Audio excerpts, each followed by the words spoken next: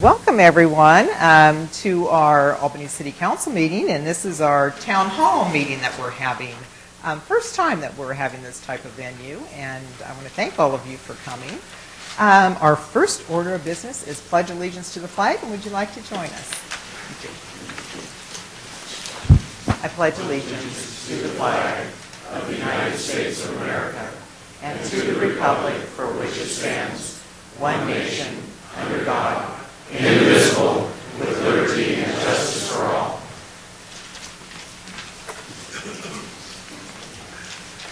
Okay, Teresa, could we get a roll call? Olson? Here. Holland? Here. Kopsinski? Here. Here. Johnson? Chrisman? Here. Pinota? Here. All right. First, we're going to be having the urban renewal presentation, and this will be it'll take about 10 or 15 minutes. And so doing the presentation is Kate Porsche, and she has served as the City of Albany's urban renewal manager for the last 6 years. She and her husband are raising their 2 small daughters while living in and rehabilitating the historic Chamberlain House. It's one of the tallest historic houses in Albany. Kate was instrumental in Albany's application to the Oregon Main Street program, is the president-elect for the statewide Association of Oregon Redevelopment Agencies, and just completed her master's degree in public policy from Oregon State University. So Kate, would you like to, or come up and do the presentation for us? Okay, I'm going to make sure everybody can hear me okay back there. Great, thank you. Thank you all so much for coming and turning out for this. I was asking the city attorney, I heard this was the first sort of town hall event that we've had in this community, and I think it's wonderful. And so we wanted to take a little bit of time. I think it might take a little bit longer. I've set my timer to 20 minutes, so hopefully I will stick to that. But we want to give you a little bit of background about urban renewal, our urban renewal district, and tell you a little bit about what we've been doing there. And then, of course, later it is a town hall meeting, and so the mayor will be moderating that, and you'll have an opportunity to ask questions related to urban renewal or to any topic you'd like to speak to. So with that, I'd like to jump in here and get us going. So tonight, in regards to the urban renewal piece, I want to just give you all an overview about what urban renewal is, how the mechanism of urban renewal and tax increment financing works. We wanted to have a frank conversation about the cost of urban renewal, and then also what urban renewal has meant for Albany. And part of this meeting was to talk about the results of the urban renewal district over the first 10 years. And so with that, let's just jump right in. So urban renewal exists to address blighting influences in specifically designated areas. It's one of the few economic development tools that's available in the state of Oregon. And it's used throughout over 100 communities. There's over 100 urban renewal districts in the state of Oregon. This is a map. Portland, of course, a heavy user with 11. Our neighbors to the east in Lebanon actually have 3 urban renewal districts.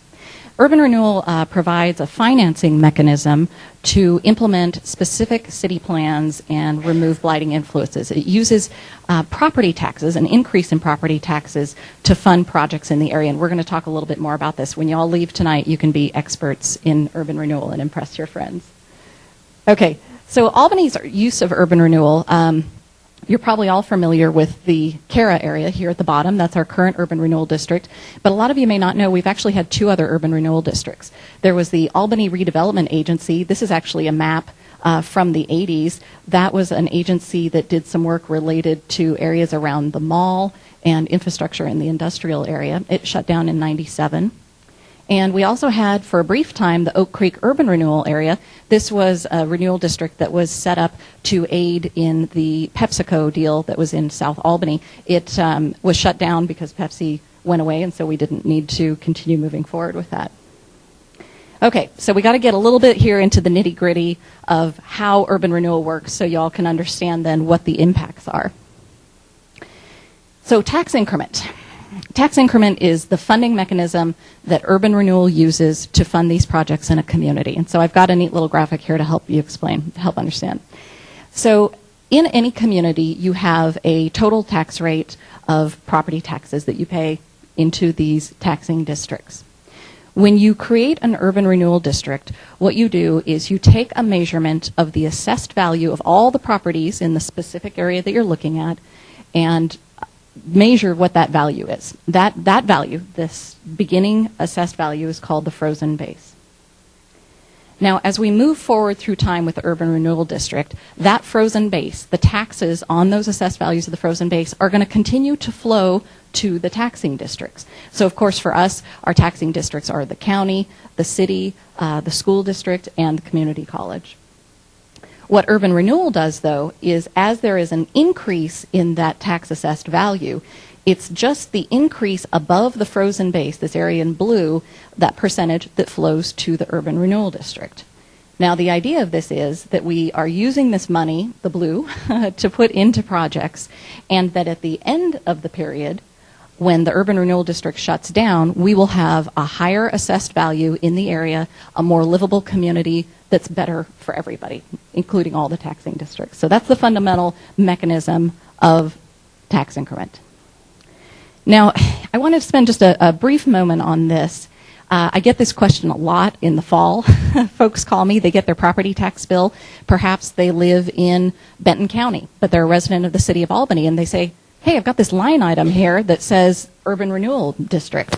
So we took, this is an example of an actual property tax bill in Albany.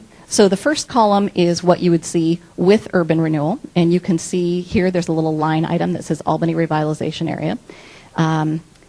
Now, what I want to illustrate here, though, is that without urban renewal, your tax bill would be exactly the same. Urban renewal is not an increase on your property taxes. Rather, it is the taxing districts themselves that are foregoing that finite amount of money for a finite amount of time to go to the urban renewal district. So again, I just want to illustrate that even though you see it on there, it's merely being dispersed between these different taxing districts. Okay, so let's talk a little bit about the cost of urban renewal. So there are impacts on the taxing jurisdictions. It is the taxing jurisdictions themselves that are foregoing a certain amount of revenue, again, for a specific area that we've defined to be blighted for a specific amount of time. They forego that increase that we talked about, that blue amount. The counter argument, though, to foregoing the increment, though, is that some of these projects, some of the value that we have on the tax records now wouldn't be there but for the projects that we've done with urban renewal funds, but for the money we put back in. Local options impact, depending on when your urban renewal district was created, there are different things. So our urban renewal district was created at a time where we do have an impact on some of the local options, and I want to talk specifically a little bit about schools here in a bit. Okay, so this is a graph, a chart of all the different taxing districts. So we talked about this. We've got the county, Lynn Benton Lincoln Educational School District, LBCC, GAPS, this is their permanent rate, as well as their local option bond, and the city of Albany, and then a small little levy for 4-H. So the total amount, the total cost of urban renewal so far has been $11 million, and this includes both the amounts from Benton and Lynn County. The point I want to make here, and actually I think have another slide to talk about this more specifically, has to do with schools. Okay, there we go. So GAPS does have a local option bond, and CARA, because of the time frame that it was created in, does affect that bond. So basically, CARA has taken an average of about $80,000 a year from GAPS, and so that is part of the costs of urban renewal for our community. Now, the remainder of that amount is actually backfilled from the state, because when Measure 5 went into effect, they changed the funding formula, and it's now equalized on a per pupil basis. So there's sort of an important point here that GAPS has received the $2.7 million that CARA has taken. GAPS has actually received that back from the state in order to backfill that amount. So in some ways you could make the argument that communities that don't have urban renewal are actually subsidizing those that do. Okay, I think it's important to consider for a moment the proportion of urban renewal funds and what that makes up. So when we look at the percent of assessed value that Cara makes up, this is in proportion to the entire assessed value of the city. The assessed value of Cara is 3% of the entire city of Albany. So again, that just gives you an idea of the scale and the proportion that we're talking about. This is that same information, but now broken out by the different taxing districts. So the blue is the rest of their each taxing district. So for example, this first one is Lynn County. Their Cara is basically using 1.32% of the county's total assessed value. And again, I put this out here because I know it's easy to kind of focus in on the numbers, and I just want to make sure people understand what we're talking about proportionately as part of their entire budget. Okay, urban renewal in Albany. I know a lot of you here are from here. You might already know this story, but I like to tell it because I think it's an interesting one. And it's a story that's played out not just in Albany, but in communities across America. I love this old photo of First Avenue. There's so many people, and there's cars and a trolley. Of course, Albany was Hub City. There were things happening in the downtown. It was the heart of the community. But then in the 80s and the 70s, people began to move out to the suburbs. Malls became popular, and people left the core of their community. And a lot of those communities, like ours, became blighted. We had buildings downtown that were vacant and run down. We had a waterfront that had been used historically for industrial uses that was no longer being used that way. And so there's some question about what do we do about this? So before my time here in Albany, the folks in the community got together. This was a really heavy community-driven process to get together and think about what are the core qualities of our community, of Central Albany. And together, through this community-based process, they came up with the Kalutz Plan, also known as the Town Center Plan. So this was back in '95. And of course, as you all know from Albany, it capitalized on the inherent qualities of our community. The fact we're at the confluence of two rivers, our great historic stock of buildings in downtown, the canal system, transportation alternatives. So with that plan as a basis, in 2001, the Urban Renewal District was created. The idea for the Urban Renewal District then was to eliminate the blighting factors and create a funding mechanism to see the components of that town center plan become a reality. This is a map of our Cara boundary, which is 991 acres. So we've talked about the costs, and now you know the story of how we got urban renewal, so let's talk a little bit about the results. The Cara plan, any urban renewal district has to have a plan. This is the overarching document that guides what types of projects you can and cannot complete with that finite amount of tax money that you're using from the taxing district. So this is a copy of our plan. These are the types of projects that we have in there. It includes public projects, private projects, projects with different themes, but it's a very specific list of projects that we are set out to complete over this time frame. So I thought we'd go through some of the goals. I'm not going to hit on all of them because, again, we don't have a lot of time and we really want to hear your comments. But one of the goals in the plan is to attract new private investment to the area. This is a graph of the projects that Cara has completed. So this is based on the dollar amounts of the different projects that we've done. And I wanted to illustrate so folks could understand sort of the flavor of the different types of projects we've done. As you can see, the majority of the projects have been private partnerships, and the majority of those have been taxable projects, not tax exempt, though we have done a handful, about 20% of public projects. This graph basically breaks down then on those private projects the different types of things we've done. I thought it might be interesting for you all to see what we've done. So we've had a pretty good residential component, commercial, some industrial. We kind of call those economic development type projects, as well as mixed use projects. Now finally, one of the things is on this goal of attracting new private investment to the area, one of the ways that we can measure the impact of this private investment is to look at the ratio.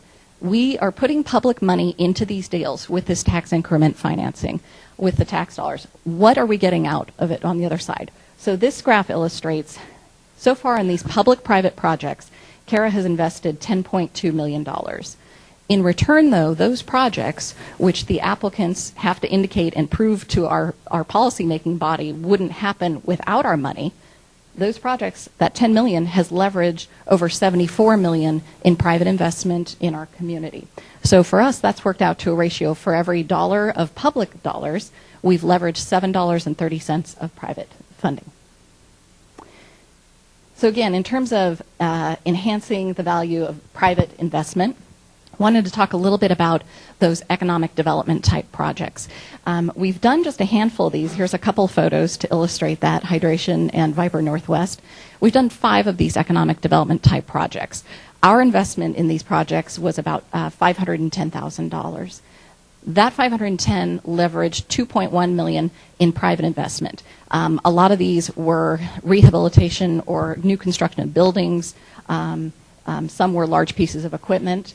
But the more compelling piece here is that this created 130 new jobs to Albany. Now, the jobs caveat here is that these aren't the construction jobs related to urban renewal.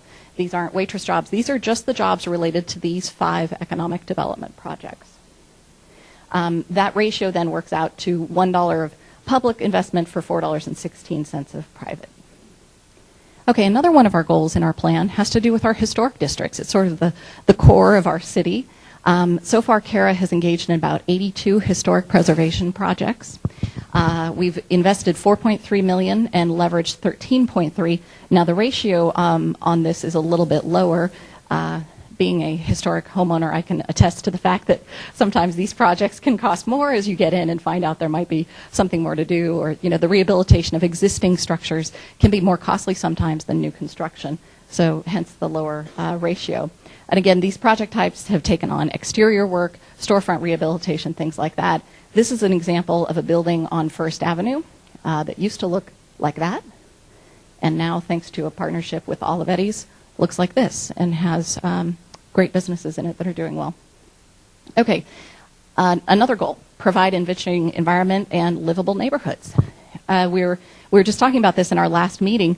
A while ago, this was maybe 4 years ago, we did a study to kind of look around and try and figure out the most blighted areas of the urban renewal district and see, could we focus in on those areas and help drive some change? So after sort of talking with the board and driving around and taking photos, we determined that the Salem Avenue neighborhood over here, number 1, was really in need of help and could use some change. Instead of saying to them what we thought we should do, we reached out to them and we worked with their neighborhood organization that was really active, and I think there's some members of that organization here tonight. We said, how can we help you? What would you like to see? Their response to us was this. They would really like a community garden. There was a vacant lot on the end of Main Street, right there by the Dave Clark walking path. The city owned it, and so with a $20,000 investment on our part for the sort of permanent infrastructure pieces and a bunch of volunteer labor on their part, we created this community garden. That garden is there now, and as I understand it, over the last couple of years, they've donated literally hundreds of tons, maybe thousands, of food from the garden to the Lynn Benton Food Share as well. Their other goal, understandably, they said we could really use some help eliminating the blight at the mobile home park. That had been a project that has been on the minds of many policymakers. I know the mayor has been championing this cause for some time. And to that end, we were able to work with some partners to develop a project that will bring 54 units of workforce housing to our community on that site. Another goal, create a readily identifiable core, a vibrant downtown. One of the ways we've done this is through our small grant program. We've done about 50 small grants. These are typically commercial projects. These are $5,000 or less matching grants that we do. And even though these are a 50-50 match, we've actually had a greater ratio because, like for example, on the Albany Civic Theater, they were looking at doing an awning, but of course their part went far past the $5,000, and so we've seen that investment sort of blossom even in these small grants. In terms of residential, real quickly, we've done 274 new housing units. 7 of those were LEED certified townhomes, and we've seen 9 upper floors in our downtown that were previously vacant that are now apartments or occupied rental space for residential units. Also, low-income housing is a specific goal of our urban renewal plan. Our community has a real need around low-income housing, and so I've done this graph just to illustrate that about a third of the residential projects that we've done have met that low-income housing. Okay, safe and convenient transportation network. We've done a couple of items to this goal. This is to encourage the use of getting people out of their cars, getting people walking and biking in a safe and convenient manner through the core of our city. The First Avenue Streetscape was an early project of the CARA, and then also the first block of the Broad Albany Promenade. Now, the promenade has been a part of the plan since the very initial town center plan, and it was intended to be the main north-south gateway between the Civic Center with the county and the city and the waterfront in the downtown area. Another project that we're working on now is wayfinding signage, and this is the idea, of course, is to get people to get into our downtown and then get them out of their cars and let them know where to go to find our great restaurants and our great amenities once they're in our downtown. Okay, so those are kind of the goals of the plan. I want to touch quickly on a couple of other results of the plan. These are sort of secondary results of urban renewal that I took some time to look into because I thought that might be interesting. Public safety is one. I sampled 8 different projects. These were projects that were in existence before, so existing structures. And our police department does a great job. They track police activity on a per property basis. So they were able to give me this information. And so on this graph, you're going to see the blue is the number of police calls per project per year. And the red number is the number of police calls after. So to sort of sum this up, on these 8 properties, so this is just 8 properties to sample, pre-CARA investment, these 8 properties averaged 178 police calls per year. Post-CARA investment, that number is reduced to 38. Now, I didn't quantify this into a number to say we're saving the Albany Police Department this much money, but I think the story here is that our police officers are available for other calls because they're not coming out to these blighted properties all the time. So this is another sort of item that I'd like to explain to you all. And that is the sort of the transfer effects, that we're using CARA money on some of these projects. The city has a capital improvement program that outlines the different types of projects that we can do throughout the city. So let's talk about the promenade for an example. The promenade beautification piece right here was about 12% of the total project cost. So that was the benches and the extra sidewalk and the pretty trees, things like that. It was 12%. The rest of that project was infrastructure-related items. And that project, that street, if you'd driven down it before, had already been in the capital improvement plan. It was planned to be done. So the fact that CARA funded the whole thing meant that the $2.2 million that CARA paid to get this project done was available for the city to use from the general fund in other parts of Albany, in South Albany, streets down there, or different sewer projects. So the point I'm trying to make is when we do projects like this, we're actually easing the city's general fund for other projects. Another sort of ancillary measurement is visitors. This is one example. We haven't been tracking this exactly all over the place for every specific project, but we did partner with the Carousel, and they've done a great job tracking the quantity of visitors that come to their great place. And in 2011, they tracked that they were having 2,000 visitors a month that were coming to their establishment. We partnered with them on a forgivable loan to buy that property because we felt like the Carousel was a great investment in drawing people into our downtown, creating Albany as a destination place. The Oregon tourism folks report that overnight visitors spend about $231 a trip. Now, we know that not everybody that goes to the Carousel is staying the night, but many of them do. And so even if a quarter of those visitors stay the night, that means that we're getting about under $50,000 a month being spent in our city because the Carousel is there. And the Urban Renewal District helped make that happen. Okay, so in closing, just a couple of items to hit on. So again, by the numbers, there, like anything, there are costs and there are results of the work that you do. For CARA, we absolutely have used $11 million from the taxing districts. That's how urban renewal works. So I want to be frank about that part of the discussion. The results, though, is that we've seen a 46% increase on the assessed value in the urban renewal area. We have helped facilitate 82 historic preservation projects. we've seen at a minimum 130 new jobs. Again, these jobs are just the economic development jobs. We've had 274 new units of housing created in the core of our community, and our $10 million of investment in private projects has leveraged about $70 million on investor side in these projects.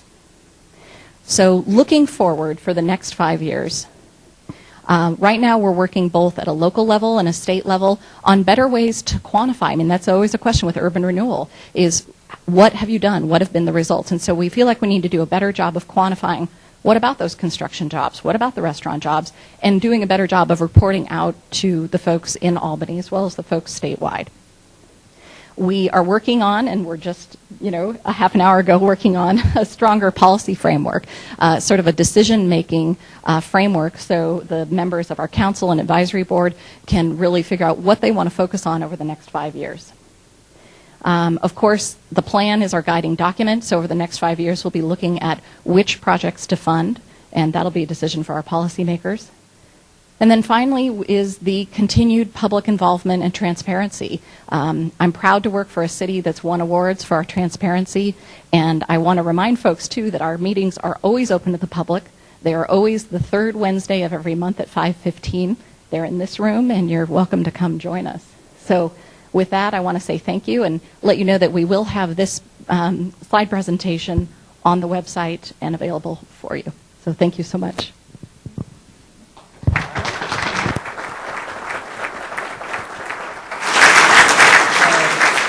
Thank you, Kate. What a great presentation. Sorry, I kind of miscalculated the time, so it did take a little bit longer, but it was worth it. So, okay, I'm just going to kind of go over a few little guidelines for this evening, and I mostly want to thank everybody for coming to our town hall meeting. I think it's down on here it's our first City of Albany town hall meeting, but it's actually first City of Albany in City Hall. We've had town hall meetings years back. We did them in the schools that we went around the community and did some town hall meetings probably a good dozen years ago. If you can select a ticket or comment card at the door and to participate in the town hall discussion. So I don't know if you got a ticket when you came in. And then if you don't feel comfortable in speaking in front of a large group or prefer not to, ask for a comment card from city staff, and they'll, if you fill it out with your name for the public record, and pass it to the basket carried by a staff member on the outside rows. Councilor Collins is going to be drawing the tickets and the comment cards at random. And each person may initially speak once until everyone has had the opportunity, and then afterwards, and I'll just go ahead and invite, you can raise up your hand and we will take additional comments. We're going to allow and usually we never cut anybody off in our council meetings or do time limits, but we figured with this amount of folks coming that we were going to limit to 3 minutes each for comments and or to ask a question. And then each one of your questions, we will see which the appropriate person will be the one to be responding to that. When you do come up, though, if you could spell your name, you can state your name, spell your last name also. Democrat Herald kind of needs that for their record and also for our city recorder. And also, if you can kind of be respectful of everybody's comments, we'd appreciate that. I know we have we've got a great community. It's wonderful everyone's coming out because I know all of you, you're here because you value our community and you do care.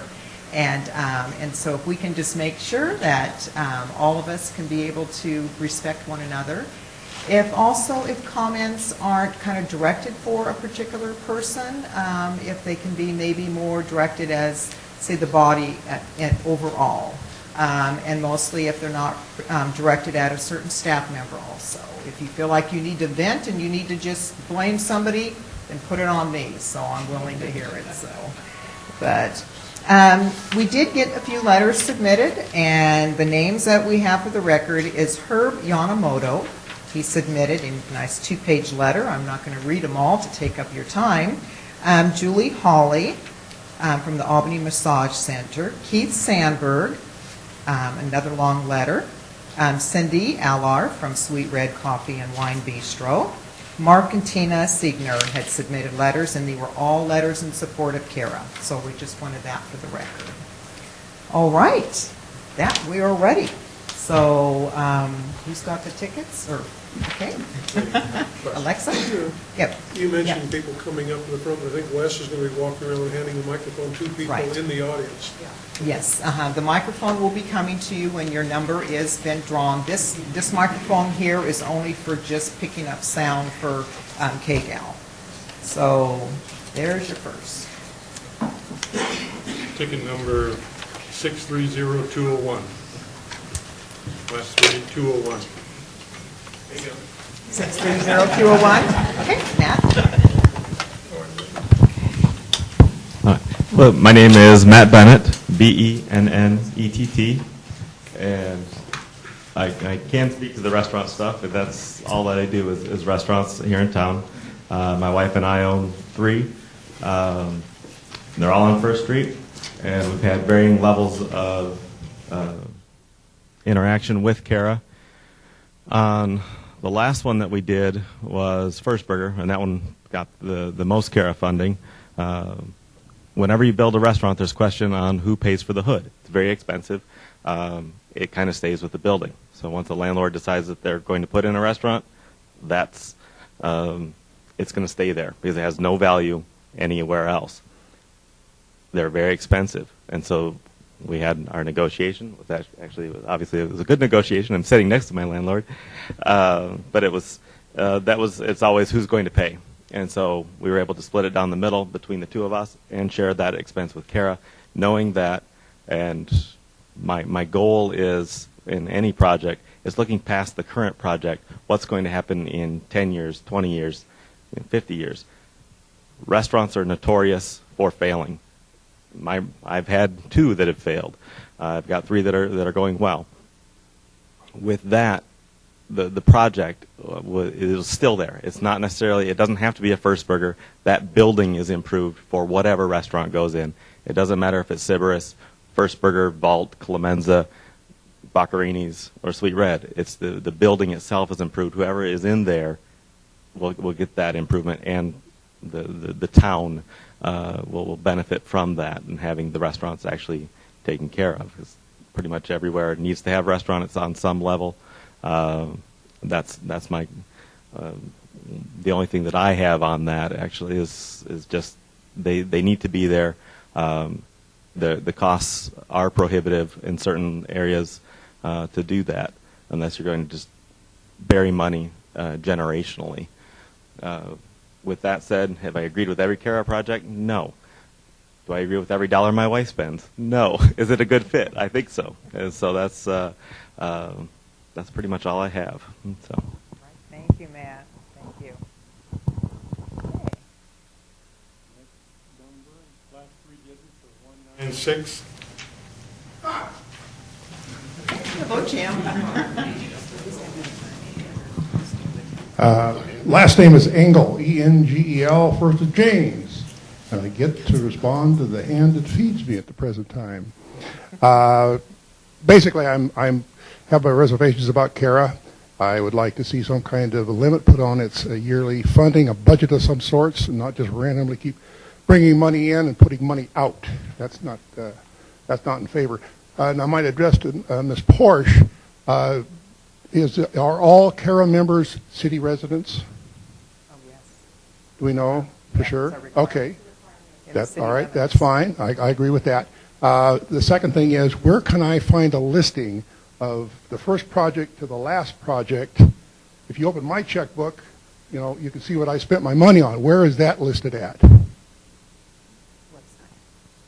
Yeah, thank you. That's a great question on the projects. I am a one-woman show here for Kara. I do keep a database of all the different projects, and I have a report. We've been looking at putting that information on the web again in an effort to be more transparent. And so anyone in the meantime can certainly email me. I've got that information available, and it's periodically been made available for the policymakers. But we're looking at putting all of that, just the whole listing of every single project, onto the web. All right, thank you. I got to tell you, I'm a veteran. And the thing that set me on to this thing was that unfortunate misfunding of the American Legion. I'm not a member of the American Legion. I'm not a member of the VFW. It's just a thing with us Vietnam vets. You got to remember, every veteran that ever served, is serving, and will serve wrote a check out to this nation for their service up until their death. And I think Kara really short-sheeted veterans for not funding the finishing of that building. That would have been as good an economic thing as ever come down the pike. And unfortunately, that issue, the sun is set on it, and we're struggling, the guys are struggling to see if that gets finished, completed. So I wouldn't have been on this thing and promoting these, the signature gathering if you'd done that to us. But for a town that prides itself on having the largest veterans parade, I'm really kind of disappointed in the Kara board and the city officials on that matter. Thank you. Right. Thank you, Jim. And with that, for the folks who don't know about on the Legion project, is normally for CARE projects, we try to focus on the tax increment financing. So the Legion's a nonprofit, so it would not have brought any tax increment to be able to go back in the overall, CARE fund. Sometimes we look at things, if they're nonprofit, we have funded some in the core area. But we did fund the Legion with their water line, and we did pay for a couple of other improvements. It was not enough to fully finish their building. But that's normal on that. We look for projects that bring in the tax increment. And then as you get your private projects over the years, that's able to do the public infrastructure projects, so you'd have the funding for that.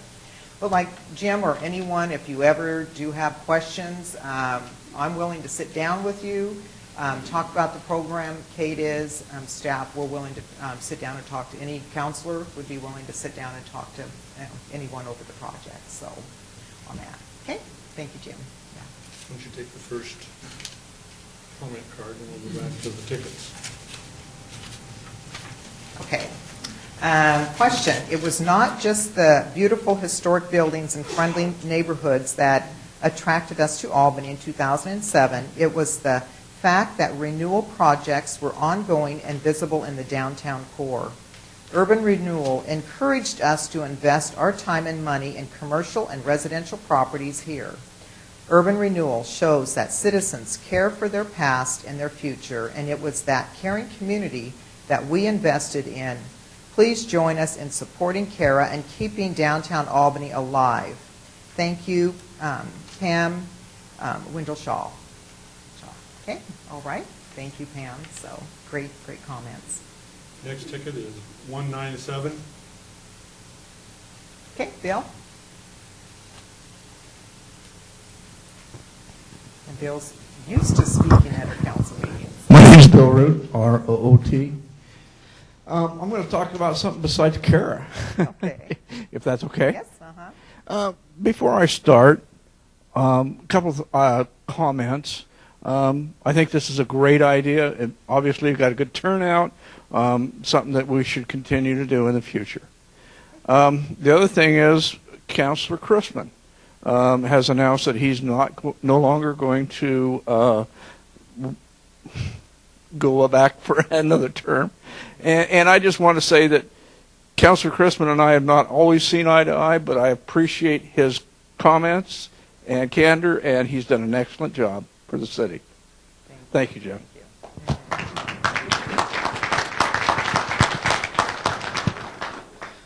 Okay, approximately 12 years ago, major reconstruction work was done on North Albany Road between Highway 20 and the railroad.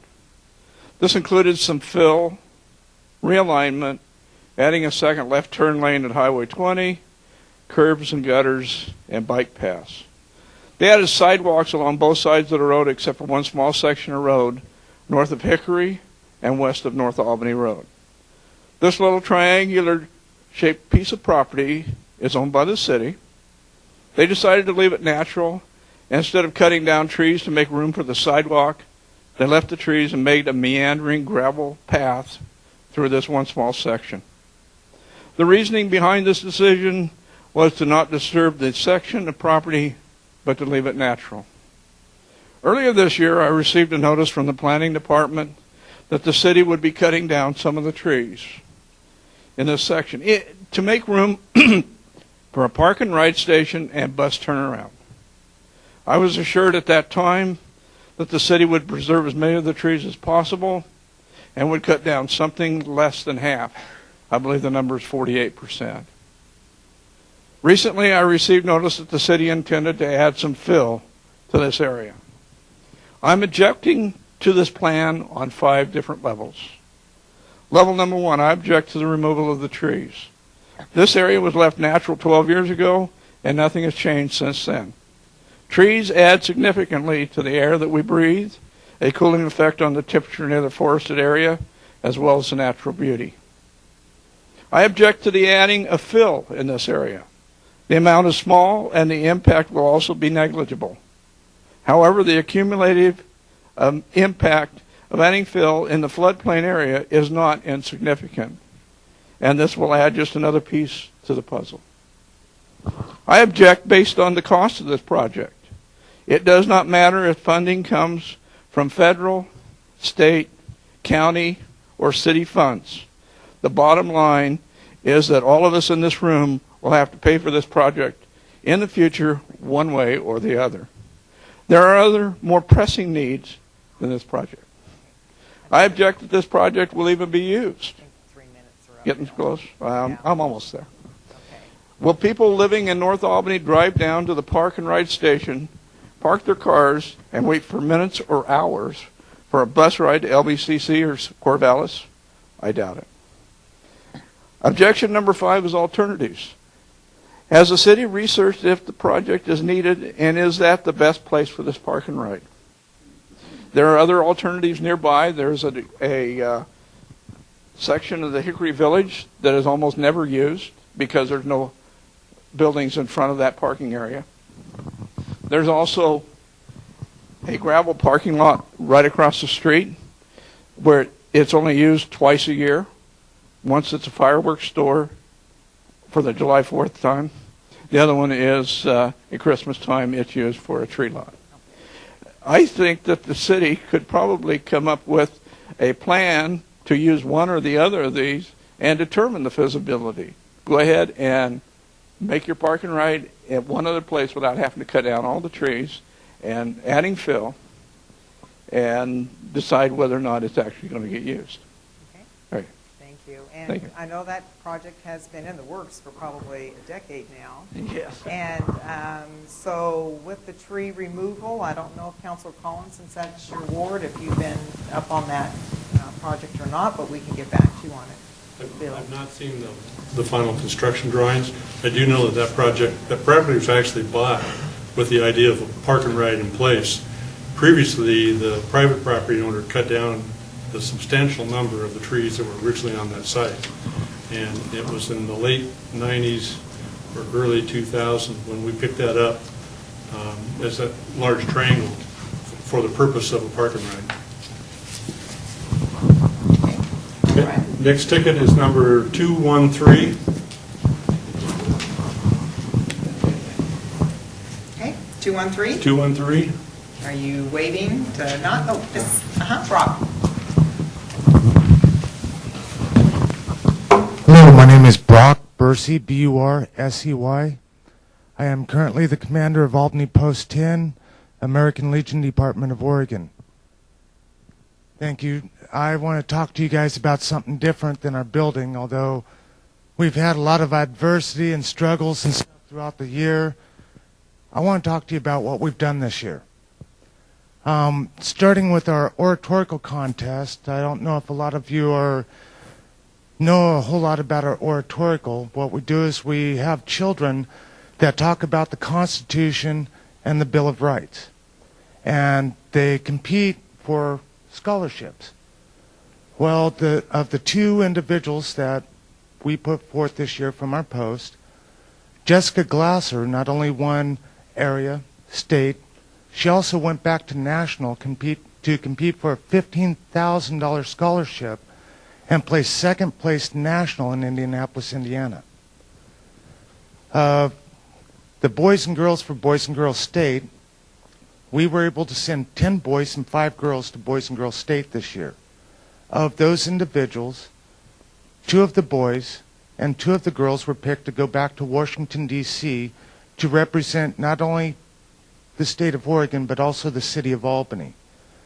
Now, something unique about these young individuals is one of the boys and one of the girls from Albany were picked as first citizens, the highest award given out by the state to a young individual. When we went to our convention, we ended up getting 15 different awards for Americanism, community service, and a lot of other things. Too many to name right now, and I don't want to take up everybody's time. I'm not really a good speaker in public, but I just wanted to come and let everybody know that we're still fighting, we're still doing things, even though we've got some difficulties going on. We're still doing what we do, and it's because of this great city, and I'm glad to be part of a city that believes in for the people, by the people, of the people, and this totally proves it right here. Thank you very much. Thank you, Brock. That's very nice. Thank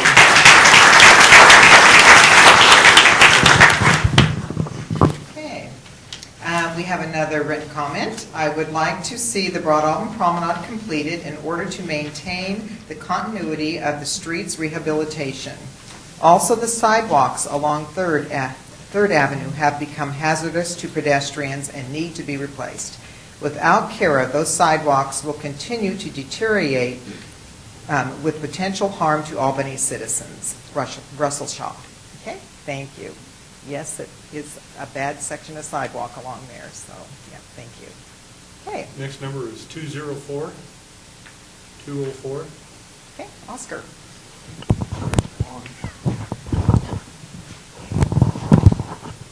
Oscar Hult, OSCARHULT, and I'm a resident of the Monteith Historic District. I've been a resident of the Albany Historic Districts for 26 years, and I like old stuff.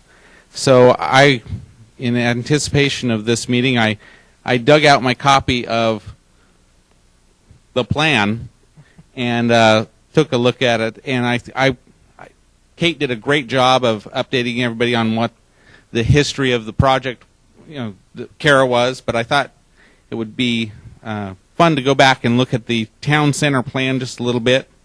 I know I don't have much time, but I'll do what I can here. So, why was this plan prepared? Imagine a community gathering place designed to enliven downtown and instill a sense of pride in our city. A place with a vibrant business, shopping, and government center that is easy to get around on foot and bicycle. A place where you want to take your out-of-town guests to dine, shop, and enjoy entertainment. A place where you may want to live someday in a historic house, upper-story apartment, or along the banks of the Willamette River. That is what this plan is all about. Our downtown core has the potential to become a truly special place. Look at what it already has going for it. It is on the Willamette River. It contains 3 National Register historic districts. It has one of the finest city parks in Oregon, and it is laid out in a grid street pattern with a mixture of businesses and houses. The Town Center Plan proposes several new and exciting ideas for the greater downtown area. We can turn Broad Albany into a pedestrian-friendly street by connecting the county courthouse and city hall to the river, and by developing Albany Square as a focal point for shopping, entertainment, and housing. These projects may stimulate private investment in retail stores and riverfront housing.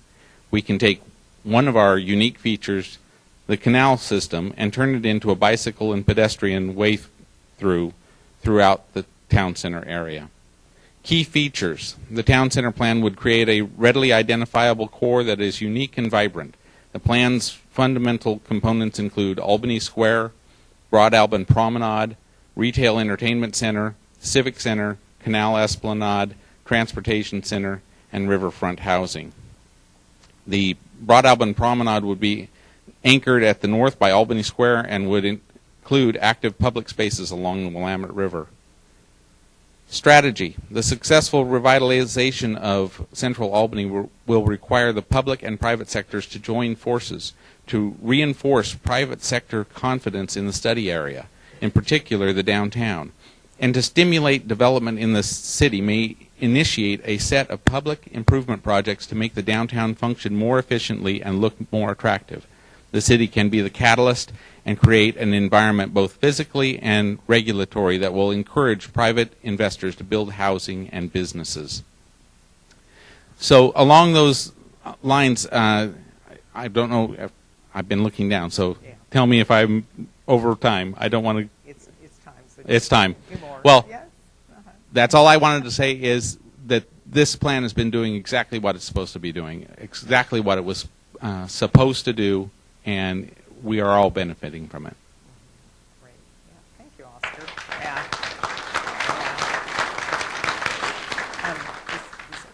I did forget one thing, was to acknowledge our CARE Advisory Board members are here this evening. We have in the front row Chuck Leland and Kate Foster, Gordon Kirby, Lloyd Henyon, and Mark Spence.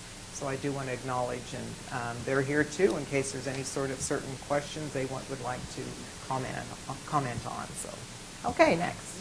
Number 210, 210.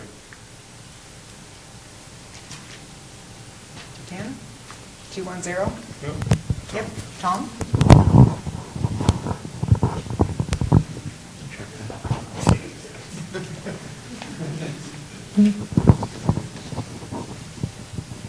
Thank you, Kate, for the great presentation. I thought it was comprehensive and well done.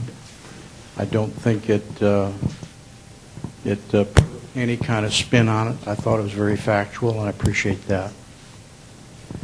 One of the issues, however, is the idea that CARA doesn't take money from the school district. That's the common mantra because, quote, the state backfills that.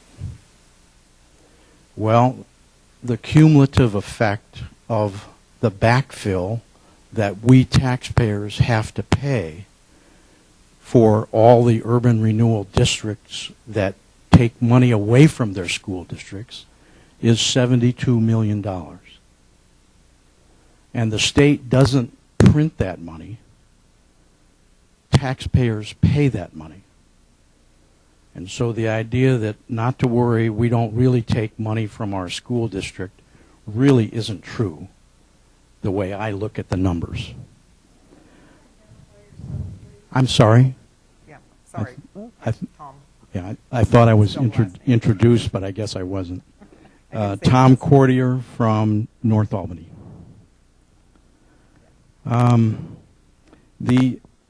The part of CARA that I have continued to object to is the idea that the plan was adopted by only the city council. There were special interest groups that testified that told that the planning group what they wanted. So there was public input doing that, but the voters never had a voice. They were not allowed to vote on it. And to me, the very idea that the city council would on its own commit to a project that authorizes up to $56 million of cumulative indebtedness without allowing the voters to vote is wrong. And what I've been hearing lately, by the way, the mayor and I have debated a couple of times here, and it's been a great pleasure to do that. But one of the things I hear is, to have the public vote on those kinds of issues, it's too complicated for the voters. We, the city council, know what we know, and other people don't know, and it's too complicated to explain it, so we like the idea of not having the public vote. And I think that is a poor stance to have. I'll make another comment about the recent decision that the council made to fund a $45,000 7-year loan at 1.2% interest. I applaud Mr. Delapour for saying to the council, people, you need to understand the collateral for this $45,000 is the equipment that is going to be purchased with the money. And if and when this thing fails, he wasn't making a prediction, but he said, if and when this thing fails, you will be trying to sell used distillation equipment, used brewery equipment to get back your money. That's not a good deal. And when the council decides, makes the case that, as was stated during that decision-making process, we can't just do nothing. Okay? That was the statement. We can't just do nothing. We have to do something. And that kind of way of spending money doesn't make sense to me. Thank you. Okay, thank you. And actually, the way when Tom mentions and refers back to people's statements, that's is in his words. It's not out of verbatim. So, yeah, thank you. From a legal standpoint, it's important to know that under the law on urban renewal, at the formation of every urban renewal district is subject to the referendum process. So the ordinance that adopts an urban renewal agency plan has to be one that takes effect in 30 days so that there is an opportunity for the citizens to do a referendum. I just wanted to say that exists in that model. Thank you. Mayor, Yeah. could I just add one more thing? I wasn't here when we created CARA, but I did go through the process for the Oak Creek Urban Renewal District, and the process of creating an urban renewal district also requires a number of specific, all open to the public meetings with both the Planning Commission, the City Council, and it requires notice, written notice by U.S. mail to all residents of the city as well. And so I know we went through that with both of these districts, so I just wanted folks to know that that's part of the urban renewal process for all districts with their being created in the state of Oregon. Before we formed CARA, it took us a couple years. You know, we had a lot of debates going whether we should be forming it and how should that plan be looking. And it was quite a long process, and it was a very thorough public input process, too. So it wasn't something that we just pulled out of the hat and formed CARA. It took us a couple years to be able to come up with that plan. So. Okay. Ticket 218, 218. Okay, 218. Okay. Yep, okay, all right, Mara. Hi, I'm Maura Wilson. I'll spell my first name. It's Maura, and Wilson is easy. My husband Tony and I moved here 4 years ago after lifetimes spent on the East Coast and particularly in the South.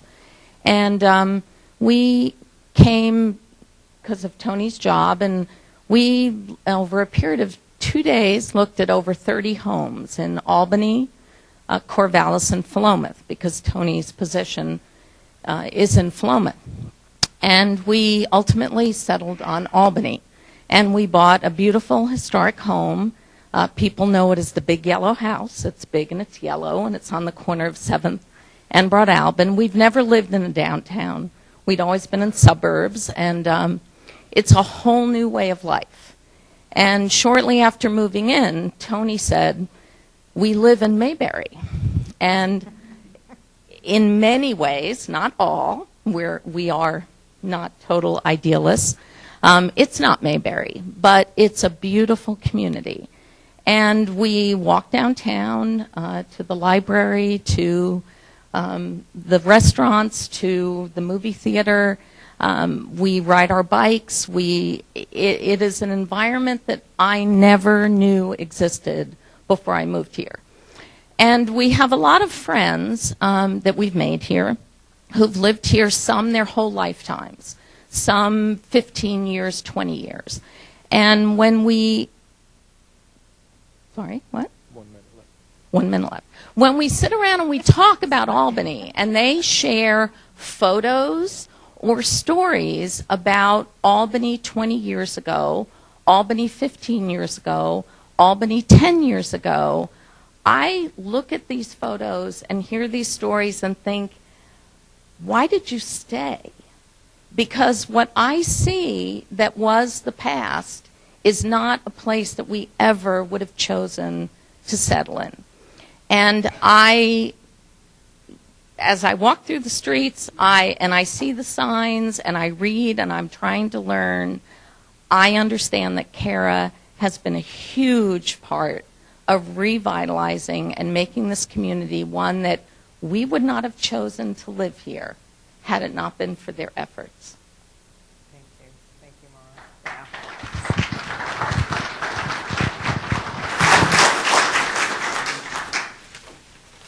Okay, another written comment is thank you, Kara, for what you have done to make it a pretty walk as I go by all the empty stores or the stores and eateries. I have no desire to frequent. Now, please stop. We need other things. That was it.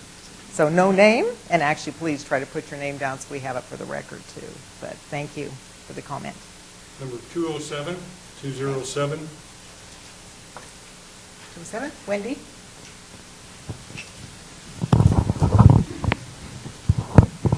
Thank you. My name is Wendy Kirby, Kirbey, and I am the president of the Carousel Association. Beautiful carousel. If you haven't been there, it's across from the post office. And I want to talk about what Kara has done for us. Is they've given us the $300,000 so that we could buy the property. And then they give us $110,000 to buy or to get an architect to get us a schematic so that we can raise more money. This has been a very interesting process, but we couldn't have done it if Kara wouldn't have helped us. And everybody goes, well, what does the carousel do for the downtown? Well, I just want to tell you a couple of things. You've already heard that we have 2,000 people a month that come through there. Well, June and July have blown that out of the water. It's been more like 3,000 to 4,000. But the other thing is that we've had every school except one in the Albany area has came for field trips. We have had over 900 children come through. And 15 times in the last 48 hours has been said to me, when I have company come to town, I always take them to the carousel.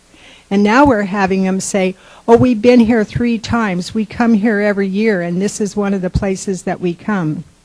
The other thing is that people are coming from motels. We have animals out in 3 of the motels, and we've had,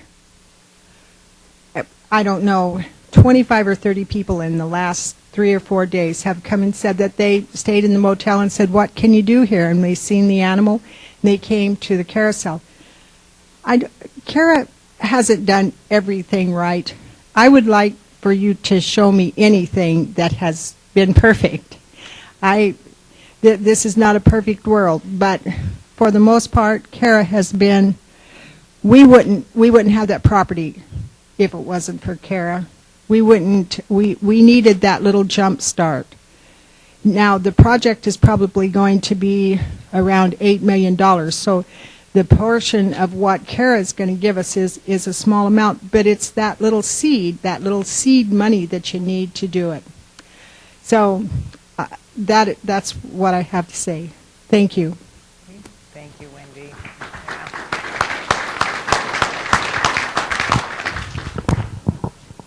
227. Yeah, John?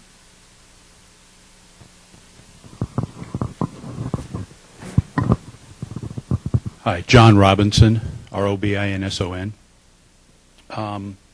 Appreciate this opportunity and this style, because a lot of times I've spoke before at CARA meetings, and there's not sometimes chances for direct dialogue and answers. So appreciate this style. I've spoken before at CARA. I think CARA's done some great things. I'm not an opponent of CARA at all. The things I have issue with that I think need to be improved in CARA are process orientated. And I think those are some of the things that I've tried to bring about before. We're highlighting those issues. One of the issues, and you cut me off at 3 minutes and then I'll come back later, is we heard a little bit of talk earlier about nonprofits. having sat in a lot of CARA meetings, different counselors have come out at different times and said they're against giving money to nonprofits. To my knowledge, CARA has never come down and really made a formal board decision about nonprofits. And my point is not to support this nonprofit over that nonprofit, but as a citizen and looking at that, it's confusing. And that's why you hear these comments. You know, you gave money to St. Mary's. You gave money to the Carousel. Then the gentleman that was here from the VFW says, hey, I didn't get my share. And so I'm not saying you should give money to this one or that one. I'm not saying that at all, but I'm saying look at the confusion that's created. So if somebody would address that. Is there going to be a decision from CARA that's black and white? Either we're going to support nonprofits or we're not. Because somebody address that. And the meeting that we had before, we have a huge slate of issues that we will be, policy issues that we'll be talking about and discussing with the whole CARA board, and that is one of them that's on the list. Okay, may I suggest then? Take us a little bit of a process to get through. Yeah, so may I suggest that we get some of that stuff process nailed down before we go out and start making yes-no decisions again. Right. And because again, this is one of those things that just agitates me no end, is when we're picking winners and losers and it's not clear to everybody that wants to participate. Okay? Yeah, that is the plan. I guess along with that fits kind of in that process area, would be I'd like to entertain the idea of looking at how board membership comes about. Right now, each counselor picks a member. My feeling, and I imagine there's other people that have different opinions, is that can have a group think type thing. So I have people around me, and if I was a counselor, I'd pick one of those people. It doesn't really open it up for there to be a wide variety of opinions and experiences in that board. So I'm not making a suggestion of how that process should happen. There's probably several ways to obtain that. But what I'm trying to do is say, can we look at entertaining a different way to select the at-large membership from our community on the CARA board? I think that would be a benefit. Yeah. And some people might think that, okay, that, CARA board is picked and everyone's got the same views, but each counselor gets to pick who they feel shares their views or who they feel would be a good representation. Not everybody all of us on the council all share the same views on everything. So we do have a big cross, board that has different views, and that's how it is on the whole CARA board too. So it's a 14-member board, and everyone's got their own opinions. And Right. That, to me, is the more opinions you get, you can come out with some better, healthier decision-making. Right. I probably burned my 3 minutes, so I'm going Did you to want to yield. add, Ray? I'd like Here, to take the mention, mic. basically, when I've had the opportunity to pick a member of the CARA Advisory Board, it comes from a stack of people who have actually applied to be on different boards. And I think Kate will attest to this. She's the most recent appointee that I've had. She and I have been diametrically opposed on multiple issues. So it's not that I'm picking somebody that's going to be a rubber stamp for anything of my viewpoints. Glad to hear that. I picked her. Yes. So, okay. All right. Thank you, John. Okay. Next.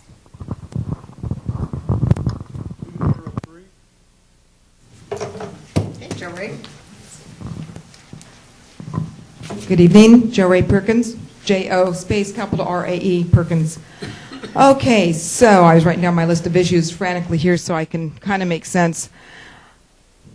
This is not a matter of being anti-CARA, and neither of those petitions a matter of being anti-CARA. It's a matter of picking winners and losers. It's a matter of being frugal and fiscally responsible with the money. Here's some of my issues. One has already been mentioned. Money's been used to buy property that's being removed from the tax rolls. Zero return on investment. Money has gone to out-of-town architects. We have an architect, and I'm sure more than one in the city of Albany, that's excellent. Money has gone to out-of-town developers. This is money, our tax money, that we pay for with our property taxes. That's leaving the city. I didn't write this down, but while I'm thinking of it, I'm sick and tired of people in this city, on this city council, and it came up when I was here 2 weeks ago, but that's what they do in Portland. We're not Portland, Oregon. We're Albany, Oregon. I don't want to look like Portland. I live in a small town because I want to live in a small town. Please stop comparing us to Portland.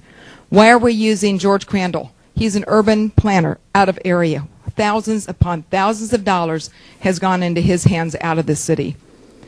The East Coast Anchor, access via spur line off of Lion Street, that will displace the business and remove that property from the tax rolls. Zero return on investment. Why can't people drive a block and a half down First Avenue, turn right onto Broad Albin, turn right onto Water Street? You're in front of the anchor that you want to put in between the two bridges. The City Plaza, it is on the website. It's under CARA. They want to purchase the Wells Fargo Bank.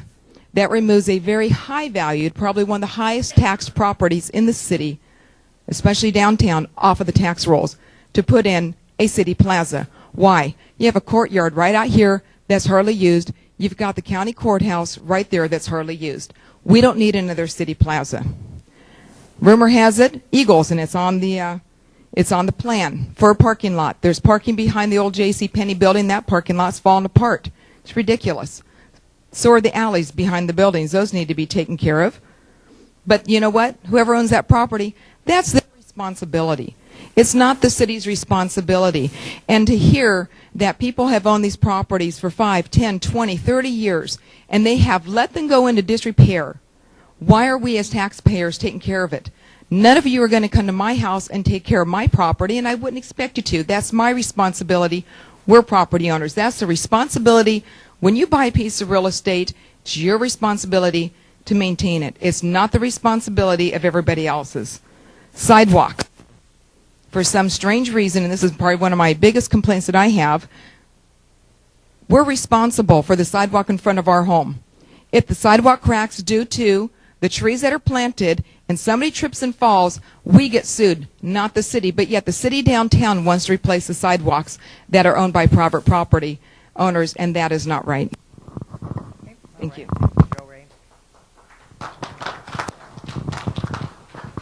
I do want to kind of mention, though, when it comes to being the building owner's responsibility, and that's where when we looked at CARE 10 years ago, we were faced with the problem. How are we going to revitalize our downtown?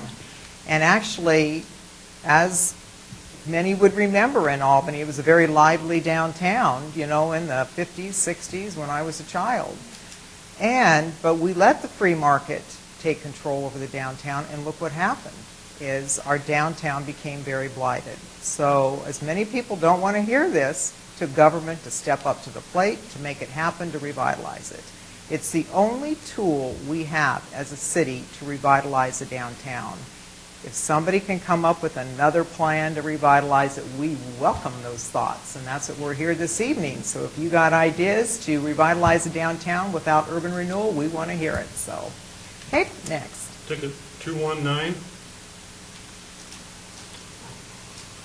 Okay, yes.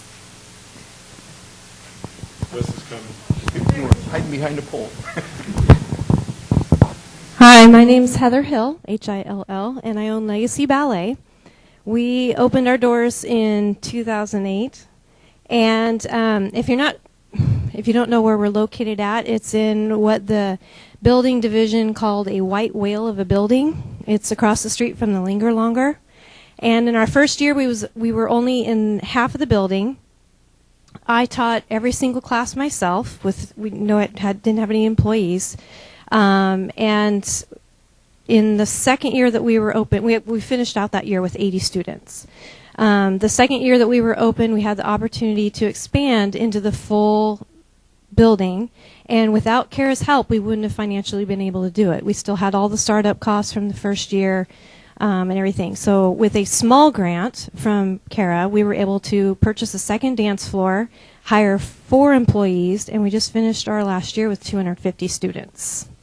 This coming December, we're going to be bringing to the community our very first full-length Nutcracker, and I really, truly thank CARA for their help, because without it, we would not be where we're at today. So, thank you so much, Heather.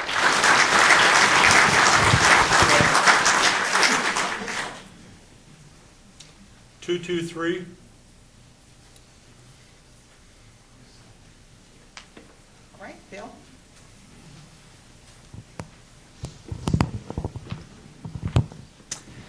My name is Bill. My name is Bill Riles. I live at 935 Jones Avenue, Northwest in North Albany. And many of you may know me or have heard of me. I grew up in this town, and I became an architect and spent many years in San Francisco and living in Portland, working on large projects. And ultimately, I came back to this town to raise my family and to make it my home again because the quality of life here had turned around, and after many years of blight and loss, Kara was responsible for starting the real energy and the turnaround that this town has seen. And if it weren't for that, I probably wouldn't be back here. And so I really want to thank the Kara board and all the people who've created this process. It is a process, and throughout the years, I've seen that work and have results that I agreed with and results I didn't agree with. But I actually really like the fact that everybody is here, because the more people who are involved with this process, the better the outcome will be. So I want to thank everyone for coming, and I want to thank Kara for doing a great job over the years. All right, thank you, Bill.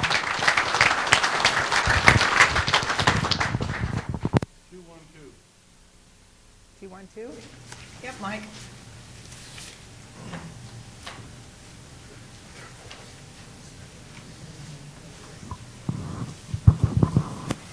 Good evening. Mike Quinn, Quinn. I'm a lifetime resident. I was born and raised here in Albany, Oregon. I have a deep sense of history in that of this town. The old Doodall and Potts and that, I used to buy a lot of history books from and still have them. I could tell you a lot of stuff way back when. I remember as a kid a vibrant downtown, and I have no problem actually with Kara if it stayed in the downtown area, like it was when I was on 2 task force 10 years ago. Kara was in its infancy, and it was a great neighborhood development code and the commercial end. And we talked about everything and what Kara was going to do, and I thought, this is great for downtown.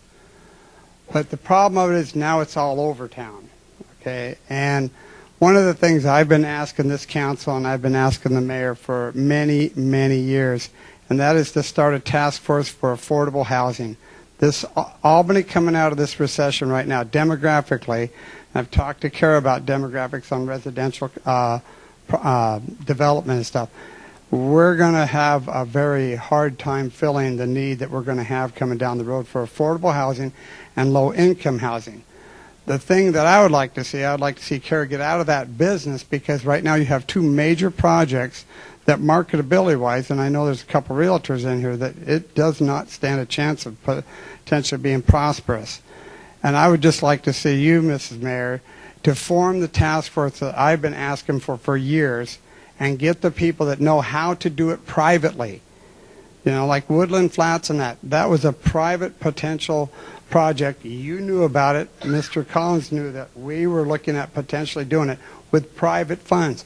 You took it and drove it up out of state and that to innovative housing and stuff. I would like to see this stuff kept in town here and talk about, I'm for smart growth. You might think that I'm just a developer that wants to build subdivisions.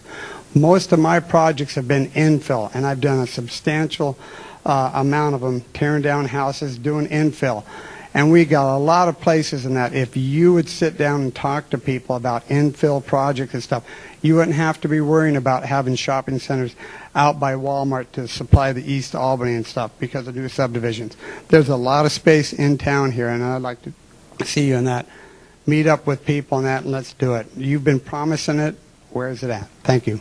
Well, Mike, you have missed our agendas. Evidently, you haven't been looking, and we've already started the process for the Housing Task Force, and that was already a past agenda item, and now we're in the works of forming that committee, and it'll be coming to the council probably in about a month for ratification. Now, but I haven't heard anything about it as far as somebody coming to me. Are you going to handpick people yourself? We are putting people from agencies onto this board, but it's not finalized yet, so it's in the works. Any developers, builders, or anybody that works yes, in town here?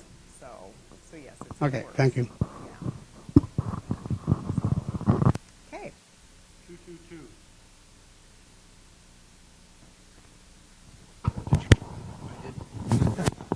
I need to turn on. My name is John Bach, B-O-O-C-K. I'm about a 65-year-old resident of Albany. lived my whole life in the Monteith district. The last 10 years, I've lived my life right in the middle of downtown. I love downtown.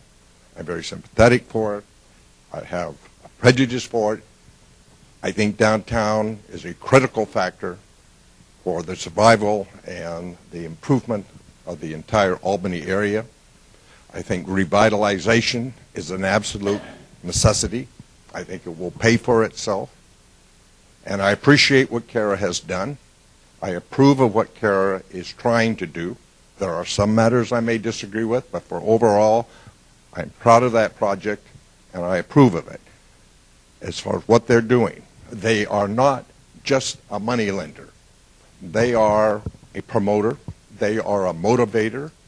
They encourage this type of development.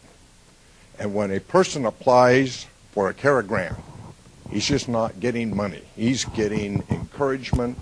He's getting momentum. And that is critical, especially on these partnership agreements, where some of these people are spending vast amounts of money and taking vast chances with their development. I have a worry in that at the same time that Kara furnishes these benefits, there is also a trust that is given to these people who have made their investment or are about to make this investment of their time, their money, their energy. And that trust is the fact that it has been represented that this program will continue during the full course of its planned existence. That continuation, in my mind, is absolutely necessary because this type of a revitalization takes time. It takes patience. If this program is curtailed or abolished or substantially interfered with, what that is going to do is going to destroy the trust that has been established to all these people who have made this commitment on the thought basis that what they do will be continued, and if it's not continued, the motivation's going to disappear or dissipate, the momentum will, and the trust will. And once any of those items start to disappear or dissipate, it can be a fast fall backwards. You not only lose the momentum and the potential of further improvements by Kara, you also have the possibility of backsliding. Momentum is a fickle thing, and it can disappear in a fraction. So that loss of momentum can not only affect the future of Kara projects, it also can take away and lessen the effect of everything that has been done up to this point. Thank you. Thank you, John. Thank you.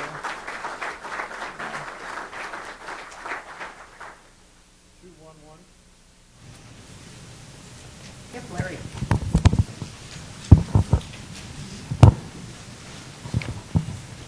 Hello, my name is Larry Nelson, Nelson. On the subject of Kara, I don't really like seeing the division that these petitions are causing. There, as John mentioned, the trust is gone. It seems to me like if the people that were doing these petitions actually lived in the areas that is inside the urban renewal area, it might be a little different. Can you hear me now? Okay. We know that the government should not be the ones that wholly fund private enterprise. However, it is the responsibility of good government to help encourage private entities to develop blighted areas, maintain and upgrade existing buildings, and restore and preserve historical homes and buildings. Kara has been a smashing success by using seed money to help get buildings built or refurbished. And my numbers were a little bit different from your guys's, but with only 11 million of seed money, 70 million of private investment has been spent. 7-to-1 is a very good return. I doubt that limiting the debt and costing the city to fund elections to micromanage the budget will increase these returns. I would think that the opposite would be the case. Uh, One of Kara's projects that's close to my heart is the Woodland Square project. The Woodland Square property on Salem Avenue was our top priority in 2009 when the city approached our neighborhood to help identify the areas of blight. The trailer court has been in neglect for a long time. Kara granted less than $1.5 million to Innovative Housing so that a $10 million Woodland Square project could replace a severely blighted trailer park with an attractive 54-unit working force housing complex. This is not low income. It's not going to impact our community right there with people that are on welfare and such. The state, let's see, had these two petitions not been filed, the state of Oregon likely would not likely as not provided the extra needed money to get the project moving ahead. The construction and development of the land is now on hold. This property needs to be cleaned up. The project would have improved the appearance of the property and given the people that are living in the rundown trailers an opportunity to better their lot in life, as many of these trailers aren't fit for human habitation. This project would have provided many needed local jobs and could also have been a catalyst for other needed improvements of properties along Salem Avenue and within the Willamette neighborhood. If these petitions pass, this project will be ended. And initiatives always seem to have hidden consequences. You know, even if you like what you see on the ballot, it takes legislators lots of time and many meetings, and they still don't get it right. I'm proud of the accomplishments of Kara. Downtown has shown a vast improvement. Granted, not every project has come to the financial fruition as was planned, similar to my retirement fund. But when the economy turns around, the infrastructure will be there, ready to be filled in. One of the projects that am I? Okay. On the second subject. Is it going to take longer, Larry? No, or we this can is have short. You raise your hand This is basically a question. Oh, okay. I understand that there's going to be a watershed tax that you guys are looking at. Is that correct? A watershed tax? Yeah. No. Okay. Not that I know of. You might be thinking of stormwater. That's one thing that we don't have is a stormwater mechanism funding, source. So that's something that cities are allowed to is have a stormwater, even a SDC or a utility fee, and but we have not got to that point yet. Okay. So we could be, but not yet. Thank you, Larry. 226. Yes. Good evening. My name is Nick Gateau, Gaitaud. I moved to Albany 10 years ago. My wife actually got orders here. And after a few years, we decided that we were going to make this our home. Since then, we've had 3 kids here at the Albany Hospital. I really enjoy the livelihood that we have downtown. Right now, with river rhythms and some of the summer activities going on, this is a beautiful town that we obviously invest in ourselves, and that we're not looking to go somewhere else to enjoy the afternoon.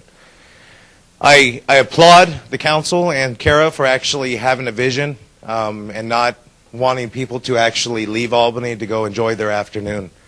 I don't think it's realistic to actually have businesses and property owners downtown.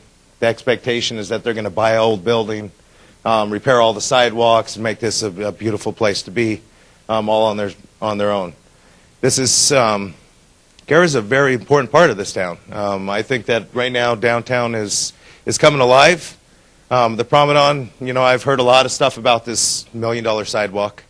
I know if you look at the big pictures and if you've traveled some other cities across the country, you would see these, like First Street could be blocked off completely. It could be really live with music and restaurants and whatnot. And I think, from what I'm understanding from the Kara board, is that that's kind of the vision at the end of the day. I also wanted to talk a little bit about the application process. I'm with the United Steelworkers. We did have an application in last year for the old Salvation Army building. Unfortunately, we're still kind of dealing with the property itself. But the application process was awesome. I mean, becoming a mill worker, to actually be able to come to city council, I worked with Kate quite a bit. She kind of held my hand and helped me fill out the application and whatnot. But, I mean, anybody locally could actually go out there and fill out an application and receive funding. I've heard a couple of people talk about outside investors coming into Albany.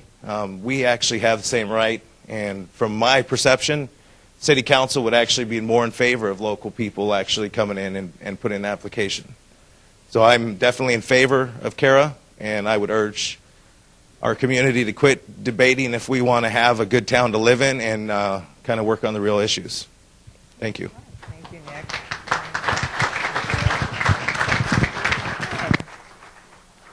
And I do want to mention there was one concern about using out-of-town kind of builders for like the innovative housing project. That project is a local architect, and it was also a local construction company too that is secured for working on that project. So, and the CARA board and agency also had taken to be able to try to get local labor to be able to do any type of CARA project. That would be a priority.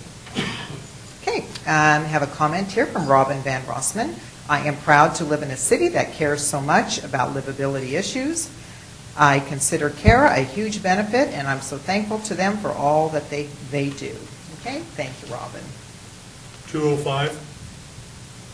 Yes. Good evening. My name is Tim Conahan, Connaghan. Along with my wife Paula, we own and operate Crabtree Automotive here in Albany. We've been in business for 28 years. In 2010, we decided we looked at the property at Caddy Corner to Boys and Girls Club. It's the first building south of At Home Furnishings. And it was an eyesore, neglected, run down. And we made application. We started the process of purchasing it, and through that process, we realized we didn't have enough funding, so we approached CARA for help there, and this was 2010. And thankfully, they saw fit to give us a grant, which enabled us to purchase the property and renovate it and turn it around. Through this process and the expansion of our business, we have created 4 new jobs, and these are family wage earners. We've turned the neighbors are happy that with the results, and so we're one of the success stories, and we want to thank CARA and what they've done for us. Thank you. Thank you. And that is one thing that the CARA board and agency looks at is when it does, for any sort of funding or with grant or whether it's a loan, we look at how does the community benefit from this.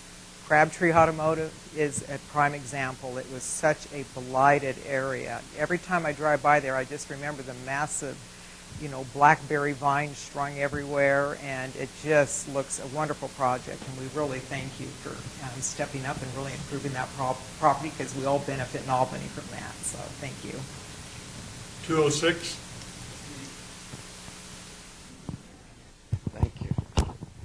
John. I'm John Byrne, B-Y-R-N-E. I live with my wife and child in the Monteith neighborhood. I just want to say in the past few years, Albany has accomplished and is accomplishing fine projects, not just CARA, but outside of CARA as well, and they will have a positive impact for decades. These include the new library, Talking Waters and the paths of Talking Waters, Thornton Lake, the sidewalk and street improvements downtown, the concert series, and other downtown events, the housing upgrades, the new park behind the Boys and Girls Club, the carousel, and lots of the other things people mentioned here. All of these have been private and public money and private and public enthusiasm that has been involved in them, and all of them have helped that A in Albany stride ahead. We have the benefit of these projects now, but we're not finished. It's not time to lose faith in ourselves and our future. We need to help to create the proposed carousel building. We need new sewers, which is really what takes the money underneath Broadalbin. We need new sewers downtown. We need a park at the end of Broadalbin Street. We need better paving in a lot of places. We need to encourage family-friendly amenities all around the city. We need to be ready to encourage private developments. We don't need to step back. We need to go forward. But we need to watch our expenditures too. But I think there are areas where the city can watch its expenditures that don't deprive our children of the future. My particular bête noire is our airport. Do we need an airport? Can we make it pay its own way? I'm also kind of upset that the police department spends its time helping Coca-Cola police its giveaway programs instead of doing car prowl and burglary things. Do we really need to do those kinds of things? But more importantly than that, do we really need lawsuits and voter initiatives to address issues that can be discussed more cheaply and effectively as they're being done here tonight in a public meeting? I'll stop, but I do want to add a word of thanks and congratulations for all that's been accomplished and encouragement for continuing on our way. Thank you. Thank you, John. Thank you. 225? 225? Yeah. Oh, no.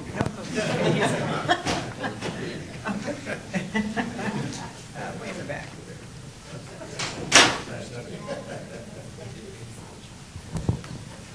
Hi, I'm Edwin Buhite, B-U-H-I-T-E.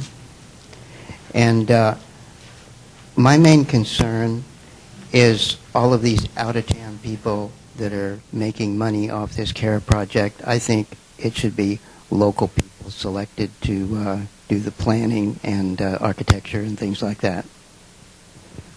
Okay, all right. Thank you. Okay. Yeah, if you can. I didn't realize that Kate Portia had a microphone right here before I stood up last time, so I apologize if you didn't hear me. I'm City Attorney, I'm Jim Delapore, and there have been several folks who've commented about a concern about using out-of-town contractors. CARA, just like the City of Albany, is a unit of local government of the state of Oregon, and as a consequence, there are state laws that govern our purchasing discretion, and it's basically on the basis of lowest cost bids under the state law. So CARA doesn't have unlimited discretion only to choose local vendors. And that's a statewide law that's intended to make sure that Albany vendors or contractors could also compete in the other communities. And so for whether it's a good idea or a bad idea, it's an idea the state's given us.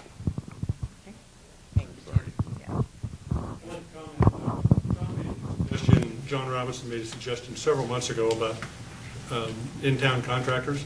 And since that comment, I've been watching the award of bids. In the last 45 days, we've awarded some major projects.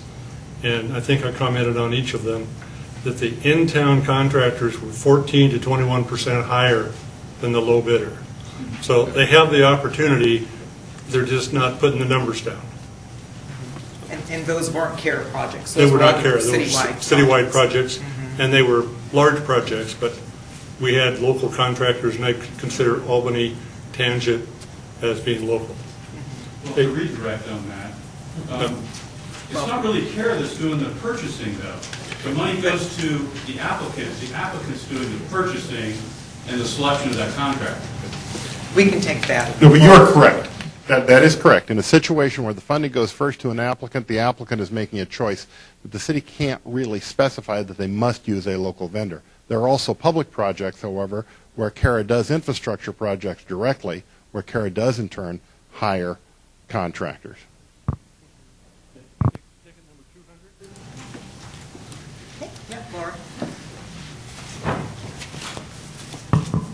Hi, my name is Laura Bringleson, B-R-Y-N-G-E-L-S-O-N, and I'm owner of Calapooya Brewing Company.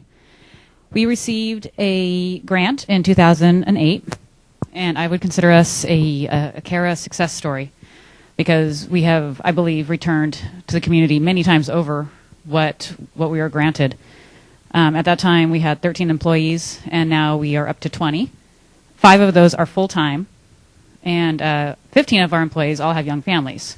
So, and a lot of those might be part-time jobs, but they're also full-time.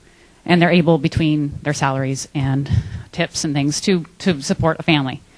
I would actually really quickly like to address the gentleman who was concerned about the $45,000 to the brewery distillery and afraid of that investment. Right now in Oregon, as far as creating something, you probably couldn't get a better investment than a brewery and a distillery to begin with. The odds of it failing right now are much lower than a restaurant, things like that.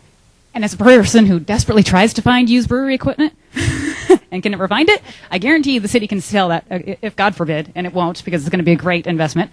They would have no problem getting back their money on that investment. Anyway, so just as an aside. 40% of our gross profit goes to our salaries. Our people get 40% of gross profit. That's before taxes, excise taxes, privilege taxes, all the other taxes that we get for the privilege of making beer. They get 40% of that. And this year, that's projected to be $250,000. So between the time that Kara granted us money and now, that's $1 million going out into our community, people who live here, able to go out and spend and go to other places. I drove by here today. Our place was absolutely packed to the rafters. Every single table, families, LBCC was having some big hoop-de-raw there. Drove by the vault. Every table outside was packed. When I love to visit, and I want to go to a vibrant community when I visit. I drive by Broad Albany. Oh, wow, this is a great city. I can't believe what they're doing here. Families walking over the bridge to come downtown. It was really heartwarming. Let's see. No one lives in a bubble. We're very symbiotic. Because of our successes, we buy from Van Vliet, a local company. Probably about $50,000 a year goes to buying local meat, local products. Let's see. And because of our successes, we have probably going to give about $15,000 to charitable causes, including some that are getting Kara funds, like the community garden. We help with their fundraisers. The Santiam and Calapooya Watershed Councils, we hold their fundraiser. Boys and Girls Club, Rotary, Fish, LB, the Lynn Benton Food Share. We do a ton of events for them. And we wouldn't be able to do that if we weren't successful. So a rising tide floats all boats. So, okay, sorry. No, thank you, Laura. And Laura, I think part of your grant though was actually for sidewalk, wasn't it, along Long Hill Street? Wasn't it part of it? Or because of the city helping us out. Oh, that we picked that one up. We helped pay half of it. Half of the sidewalk. From our sidewalk, but they have to, it's in our neighborhood. Right. Yeah, I knew she had some sidewalk improvements, but yeah, good, thank you. So, great improvements. 229. Okay, yes, David. My name is David Johnson. I'll step over here so you can see me. I was in the corner. I am a Kara success story. I took a building that had graffiti and looked like garbage on Water Street, which everybody knew as the Buzzsaw, and now is the Wheelhouse. And why did I do that? I took some city officials. I grew up in Corvallis, done business all day. I took some city officials when I was getting ready to do this project, and we walked down First Street and Water Avenue, and then we went to Corvallis, and we walked down the waterfront there. We saw one person on the waterfront in Albany. We saw 75 people or more on the waterfront in Corvallis. Why did that happen? 10 years ago or so, somebody had a vision to help put funding into the waterfront. All I'll tell you right now, as a citizen there, I said that is a waste of time. Who would ever go there? Look where it is today. I mean, it's very vibrant, successful. That is the only reason why I decided to invest in downtown Albany, because I felt that Kara was working towards that vibrancy in their downtown. I took a piece of property that you can say was really in bad shape, graffiti, bums living in it, and I spent $7 million in this community. But because of what I felt Kara was doing. I think that's successful. The success, though, is limited, and the momentum that John's talking about is real. I had somebody recently come to me from out of town. They said, we want to be part of this area. They ended up getting some land in the downtown area directly because they said it's really active and things are happening there. They didn't come to where I am because they said, oh, what's going to happen there? We don't know. And it's that uncertainty now without RCM Homes and other people along Water Avenue that's getting people to go, ooh, I don't know if we want to be down there or not. That's killing me, you know. I went on the premise that it was going to happen, and now will it happen or not? Because there's all this limbo of CARE may not have put the funding forward for it. So it can work if CARE is helping, if government's helping. I hate to use Corvallis as an example, but their downtown and their waterfront is super, super vibrant, and I will bet you a lot of you go down there for dinners and places. Okay? That's my comment. Thank you. All right. Thank you, David.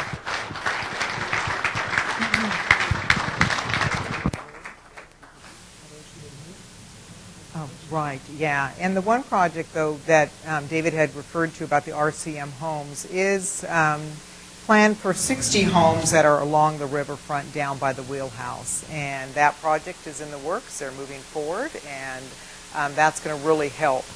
But your project was kind of the catalyst for it to start sparking the investment down in that area. And we appreciate how much you've done, David. So, yeah, it's a beautiful building. But, yeah, it's great for Albany. But, okay. 228. Okay, yes.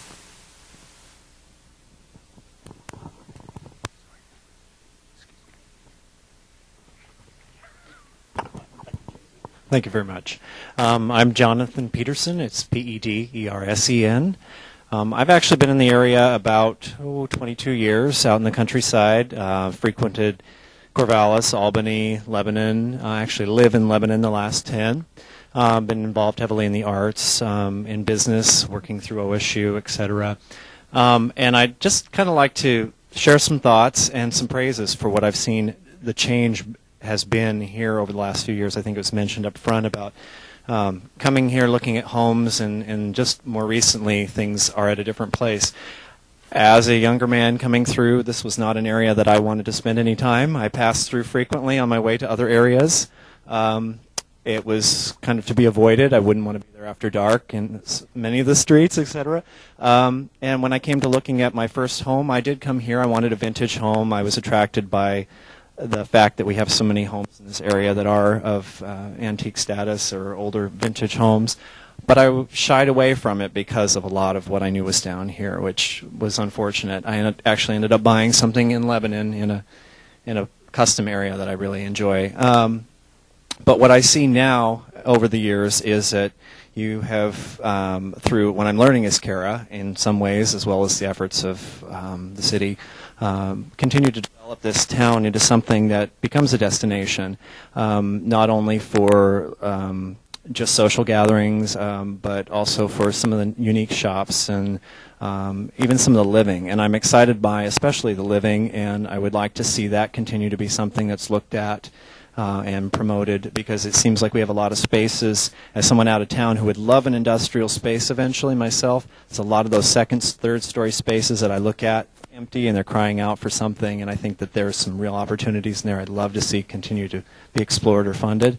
And I'm actually looking at starting my own first business and something around artistic, cultural design and things like that. And I've been looking at the surrounding communities, and this is actually a place now that I can look at seriously and go, okay, things are different now. This would be a place that I would consider starting a business and maybe even moving down here, leaving there, because I come from a community now in Lebanon also that has an old town, and we just don't see the development or the change, and I just do not see the draw that this town is starting to get towards the downtown. So I'm excited about the potential, where the money seems to be going, the beautification, the sidewalks, the things that are consistent, that I can actually walk in this town and not be as afraid to hold my boyfriend's hand and go down the street.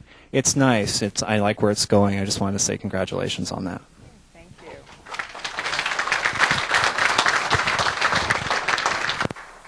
Okay, next is a written comment, and this one's from Rusty Van Rossman. And I am a carver at the Carousel Project and consider it a once-in-a-lifetime experience that is sorry, Rusty, get ready to write something for Albany. My wife and I received a CARA grant to help revitalize our eyesore of a house in the Hackelman district. When I lost my job, CARA graciously extended the grant period so I can complete my work. To me, CARA cares about the people of Albany, and they have our support. So, thank you. 198.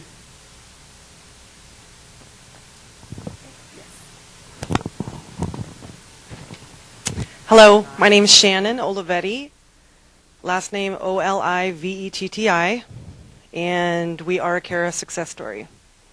We own the building at 240 First Avenue, Albany, Oregon. It has Clemenza and Vault 244 in there. At the time that we purchased our building on First Street, it was in horrible condition. It was an eyesore. It had broken lights and fixtures, dangerous electrical wires in the alley, dilapidated awnings that hung over the sidewalks. There was an enormous amount of paint that was chipped and cracked and peeling, and it was in need of a lot of love. And we were ready to do that. We were ready to take that on. And so our intentions with that building were to clean it up and make it safe again. Period. That's what we could afford to do. Then we learned of a program named CARA.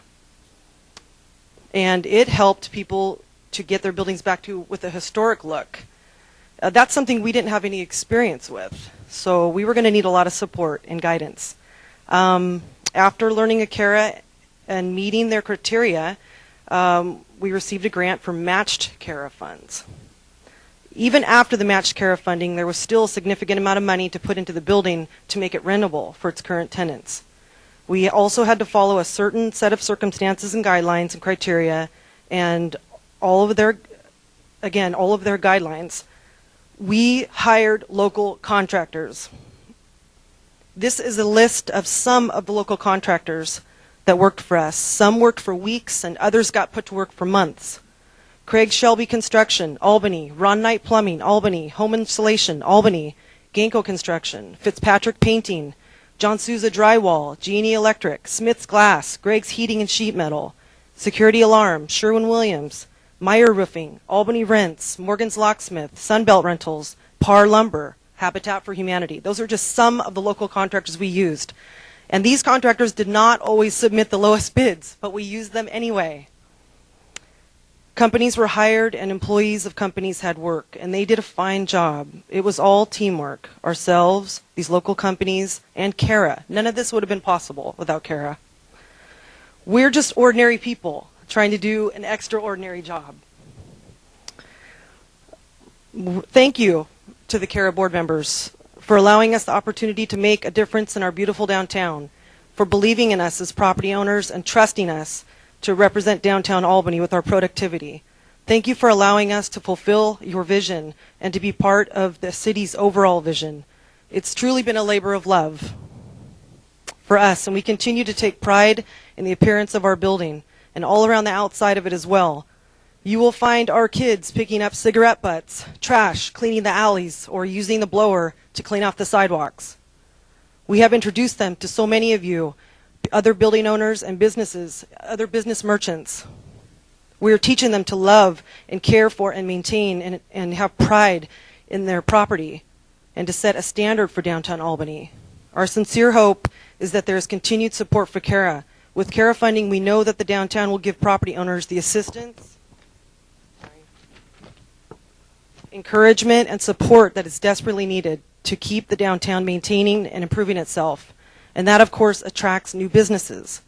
Also, one last point I would like to make, we did not pull our taxes out of the city's tax roll. Some people did, but we chose not to. Love the Olivetti family. Thank you. Thank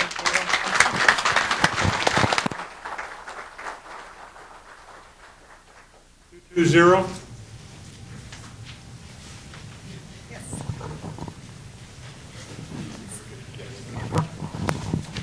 My name is Jocko Eaton, E-A-T-O-N. I'd like to share what I consider a success story about the CARA program. A few years ago, my wife and I had the opportunity to purchase an Albany landmark from our good friend George Andrus. At the time, he was considering options for the home his family moved into in 1928. Pardon me. That his recently deceased brother Jerry Andrus had lived in for many years. The home is known as the Castle of Chaos, and the name is appropriate for several reasons. The structure was in very poor condition. After failing several times to finance the project, we found that Lori Harwood and Washington Federal were willing to consider it. They had reasonable concerns that any lending institution that wants to stay in business would have. One of the big concerns was that the foundation was well past its useful life, and there was a very good chance that the building could fail. That's where CARA comes in. We applied for a forgivable $25,000 matching loan to replace the foundation of the home. Over the objections of CARA board members that are opposed to supporting private home projects, their statement, not mine, our request was approved.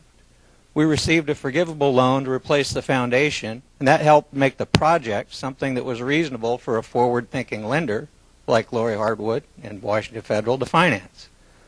Some people might focus on the amount of the loan that was used to finance private enterprise with public dollars.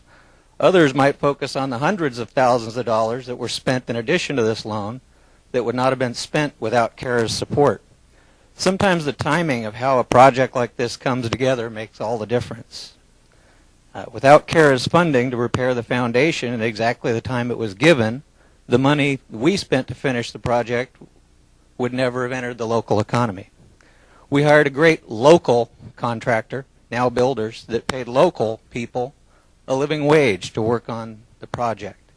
Most of our building materials came from Oregon suppliers, such as Par Lumber.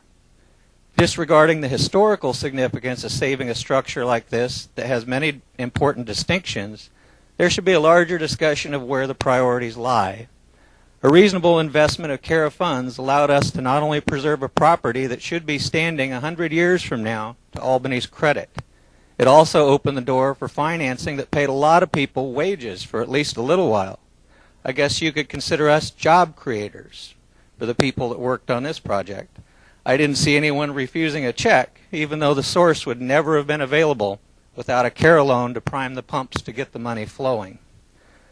100 years from now, when historians are investigating the significance of the amazing Andrus family, or A.H. Hale, pardon me, or any of the other past residents of the home that we have restored, no one will probably remember the significant role that CARA played, but the home will still be standing, hopefully. We're all just caretakers of the current reality to pass on to those that come after us. We need to continue to move Albany forward and at the same time honor its past. We would like to thank CARA for the assistance. Thank you. Thank you, Jocko. 216.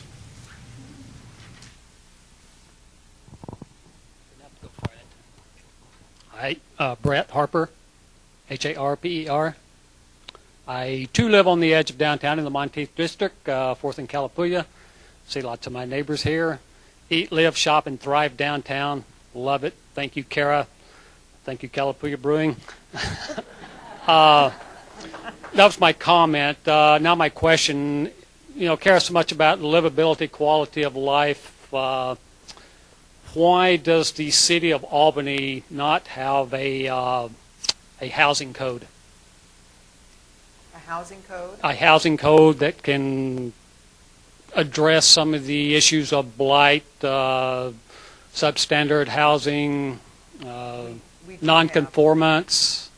We do have that on our housing building code. Wes can probably go ahead. I can take a crack at it. Since he's got the microphone right there. We have what we call a property maintenance code that we adopted back around 2006-07 in that era. And it does give us some authority to deal with extremely blighted conditions or dangerous conditions if they're found to be a violation of the building code. What we don't have is a very strong, really any regulation regarding aesthetics.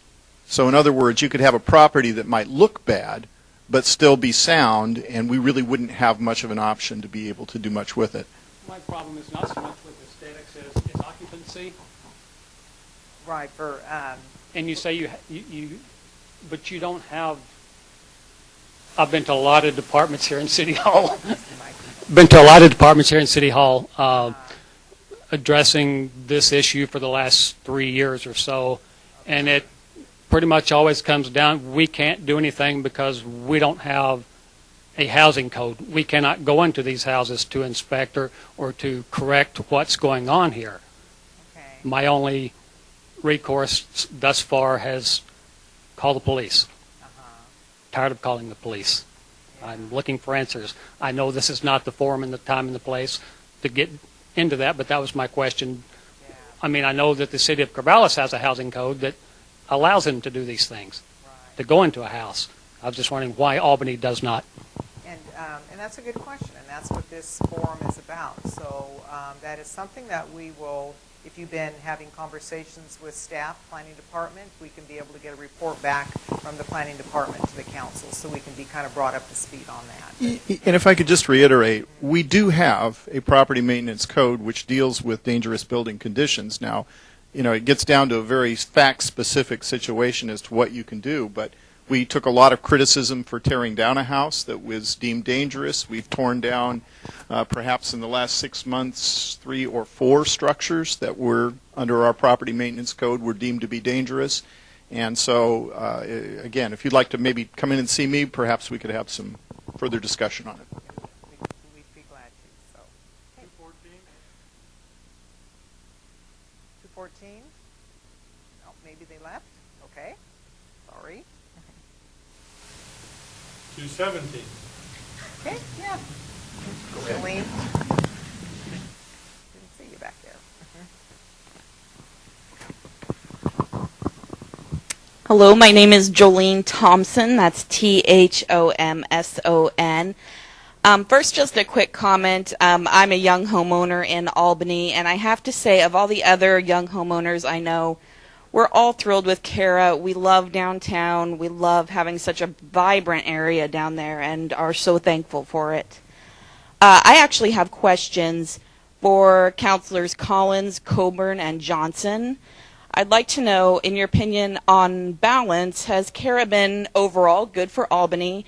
And do you intend to resume Kara expenditures on major projects in 2013? No stalling, moving forward with progress. Is that what you intend to do?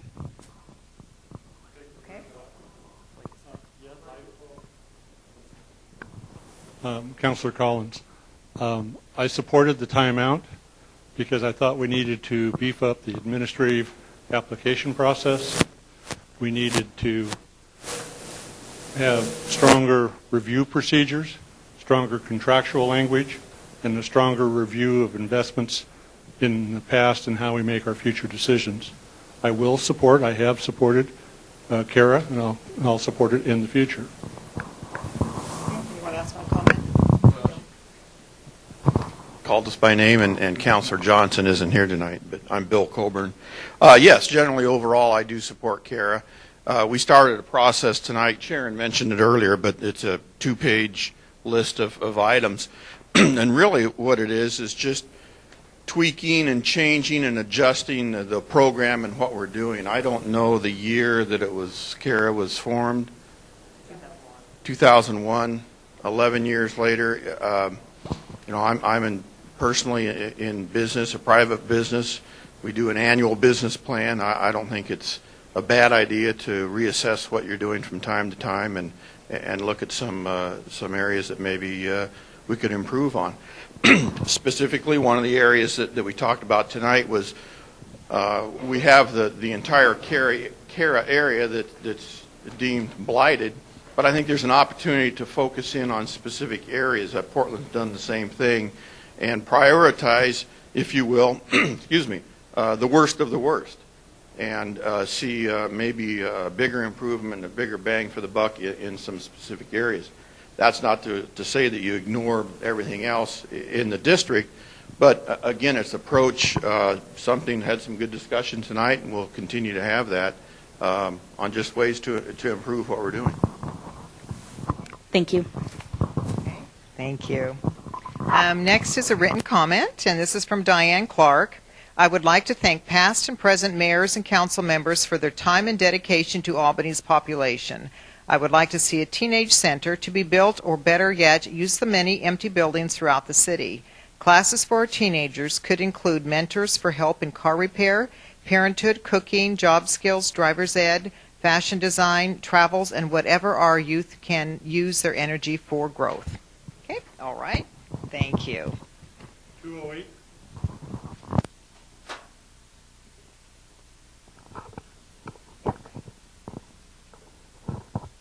Ray Hiltz, Hilts.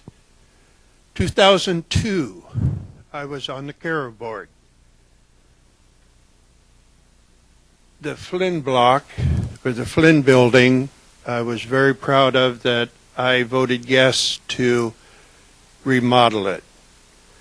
Now when my relatives and friends come into town, I take them along First Avenue, and I'm proud to show them how Albany looks today.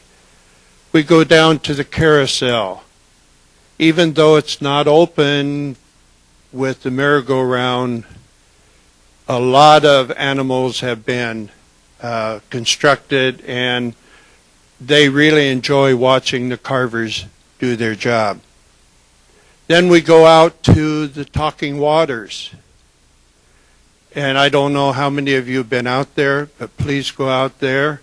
It's a nice, easy walk around, looking at a lot of birds and waterfowl and a lot of things. And then we go downtown, and unfortunately on Sundays, there's not very many of the restaurants open. So I hope one day that with our improvements of our town, that we can have some Sunday restaurants instead of going to the same one all the time, that we can go to some of the others. Thank you, Ray.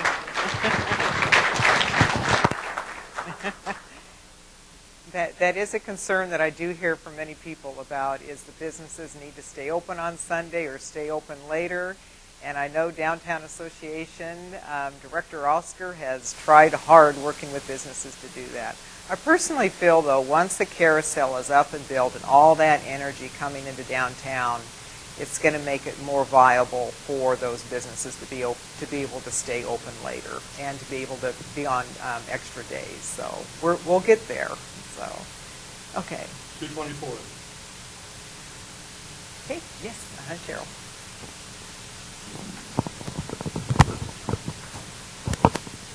Hello.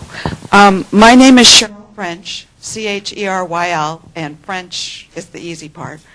I moved here with my husband and my daughter about 8 years ago, and we really looked at a lot of towns in terms of where we wanted to move and where we thought we could raise our daughter and build a life.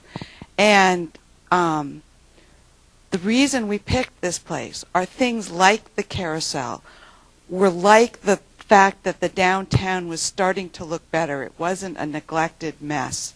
The things like the ballet school, which wasn't there yet, but there was a dance academy downtown. And it's those kinds of things that CARA does that attracts people in and brings new energy, as well as keeping people who might otherwise have to move away because there aren't jobs for them. And so I think the important thing that I've heard is that CARE is not a luxury. I mean, it's not like we're just doing frills. It's the basis of the economy. And yes, individual entrepreneurs, and I happen to be one of them. I'm, a self-employed artist and art teacher. Entrepreneurs make things happen, but all of us entrepreneurs depend on the whole community, and we depend on customers. We depend on other people coming to us. We depend sometimes on a little help from government. And CARA does that. And finally, something that bothers me in the opposition's debate, and I think all of us have to take more responsibility. I don't agree with everything that CARA's done. And I haven't been down to protest it at the meetings, but I could. And, the city council has to make final decisions on all of CARA's grants. I may or may not like all of my city council people, but I have the opportunity to vote for them. And that's how we control how that money gets spent. I don't have the time to look at every proposal that some entrepreneur or some business person wants to put, you know, Cara-type money into. I don't have that kind of time. But I do have the time to look at my city council people and say, is this person a good representative? And that's how I want to make my decisions about how tax money is spent. I don't want to nickel and dime and look at every penny that's spent. I want to vote for people I trust. And that's how I think we control the money, the tax money that Cara uses. Thanks. Thank you, Sarah.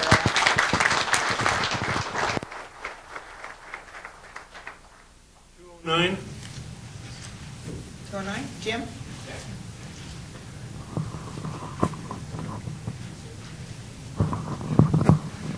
Thank you. Jim Clausen, C-L-A-U-S-E-N. I said it more for the camera. I know everybody else knows my name. I'm just amazed at when I go around the city of Albany that there's areas in Albany that just thrive outside of downtown. Now, why the city council decided to push the downtown as the need in the city is beyond me. There's plenty of stuff in Albany that just thrives. You go throughout all these different areas, and there's businesses, there's housing, there's nice areas all over the place in Albany. How this got picked, I have no idea. Other than this thing called blight, which is, who knows what that means. I have no idea. I've tried to get a definition. I know numerous other people that have tried to get a definition of what blight is. It can mean anything. It can mean tall grass in the front yard. It can, according to what I've seen the council do, it can mean anything. It can mean anything.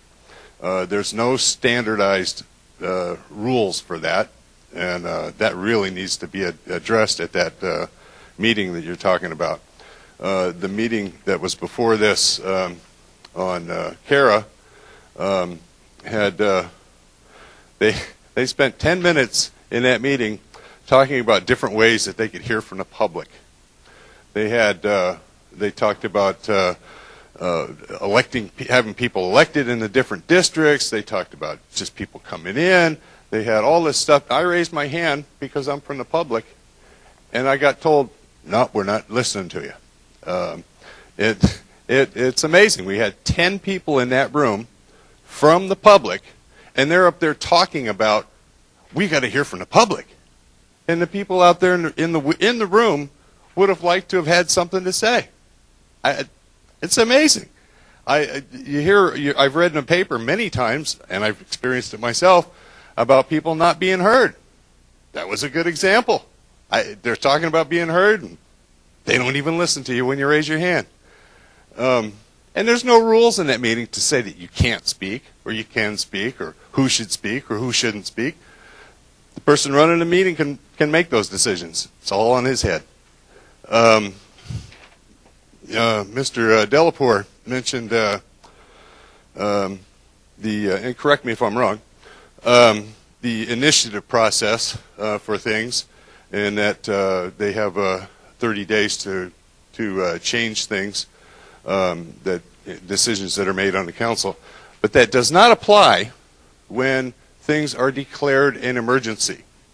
And 90% of what is done on the city council is declared an emergency because it goes into effect right then. Right? As soon as that vote is counted, the initiative process is null and void. It has nothing to do. You got to go through court. You got to do all this other stuff to fight something that the city has done. The initiative process is put to the side with that. So that little declaring an emergency thing really messes things up. Cara has taken thousands and thousands of dollars from the county.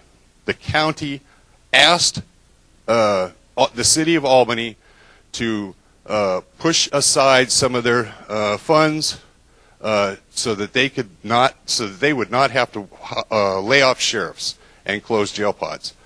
The county laid off 17 sheriffs and closed about a third of their jail pods. Lebanon was asked to do the same thing, and they decided to give the county a third of their TIF funds from their urban renewal districts. Albany should be ashamed of putting their pretty little sidewalks and their painted little buildings in front of public safety and allowing sheriffs to be laid off. Okay, thank you. The one thing that our city attorney did address, though, when it came to forming the urban renewal district, that was not done as an emergency clause. That is done on many other types of ordinances, but that was, people had 30 days to contest or go to the initiative process when we did form CARA, and nobody did at that time. And also, when it comes to the public process with our meetings, and I know it can be kind of, when people do kind of attend our meetings and we're conducting business up here, I know it's, you know, people want to kind of interject and be able to make a comment when the council is deliberating on it. But our city council meetings are business meetings. We open up for business from the public at the beginning of meetings or after certain agenda items. So every meeting, there's always the opportunity for public input. And but we have business to take care of. But almost every item that comes to us when it comes to our evening Wednesday night meetings for taking action at the full council meeting is all of those have always had public input on those agenda items. The meeting that was today for our CARA board meeting, we had business from the public beforehand. It was the CARA board that was all discussing policy issues. We were not making a decision on that issue. It was just brainstorming, which there'll be the opportunity for public input on those issues when they do come back for final approval. So we always have a lot of public input. Plus, there's always public input anybody can give in calling any one of the council members. You can get online, you can email, you can phone call us, be able to watch our videos online. All minutes are on there for years, plus videos. There's many opportunities where that's one reason why we are had the national award for the most transparent city in the nation. So we're proud of that. All of our budget, everything is online. So, but we do have the input. We welcome it any day, and almost any one of us will sit down and chit chat and be able to address any issues that anybody has. So, okay, sorry to take on so much of your time there, but we have another written change of subject. Corvallis has 7 dog parks. Even Little Lebanon has a dog park. I think it is a shame that Albany has 0 dog parks, and I encourage Albany to establish one.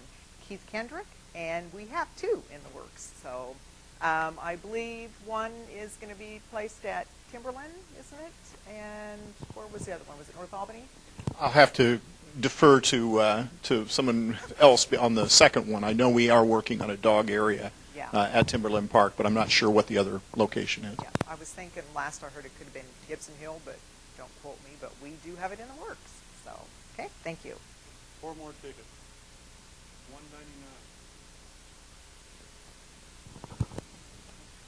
$199. All right. At the risk of being repetitive, I'm another CARA success story. My name is Skip Troop, Throop. I own the building that Sweet Red and First Burger is in. I went to buy that about 5 years ago, and looking into it, the front wall was going to fall in the street, the back wall was going to fall in the alley. I brought 2 banks in, they refused to mortgage it, my insurance man refused to insure it, and it was not going to be financially feasible without CARA. So CARA helped me out with funding. I matched it about 3.5 to 1, and now we have a building which is a National Historic building, registered, and looks pretty good. And 2 very nice high-end apartments on the upper floor, too. Yes. Yeah, thank you, Skip. Yeah. 215.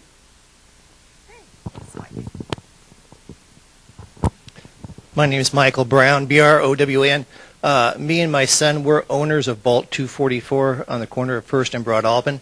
About 3.5 years ago, we came before the CARA board, and we asked for some help for the renovation inside the building that the Olivetti family owned. What really attracted that building, obviously, was the outside was just gorgeous. Unfortunately, the inside, that wasn't the case. It was in really bad shape. And it was our hope and desire to open up a small restaurant, maybe with an upscale lounge there. And to do that, it took a sizable investment. For our part, it took about $500,000 of our own money to put into a building that we didn't own.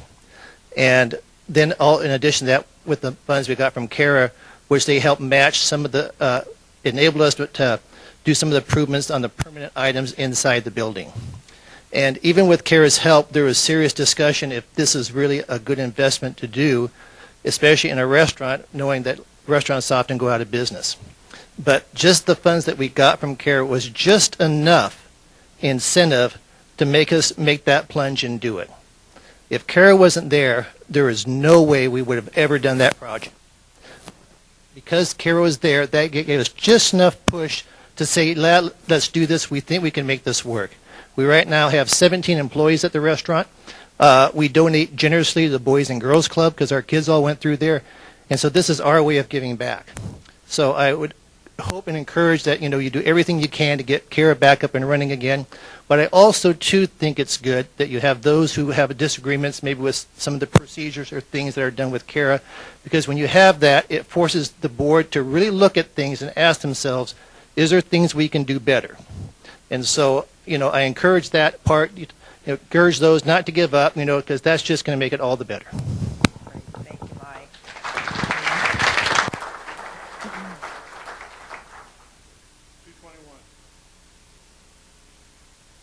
221? Okay, must have went home. Sorry. Ticket in the little basket, 202. 202? And they must have went home. So now we still got time, and we're here to listen. And did anybody that has not spoke yet, that would like to raise their hand and speak? Yes, Tom.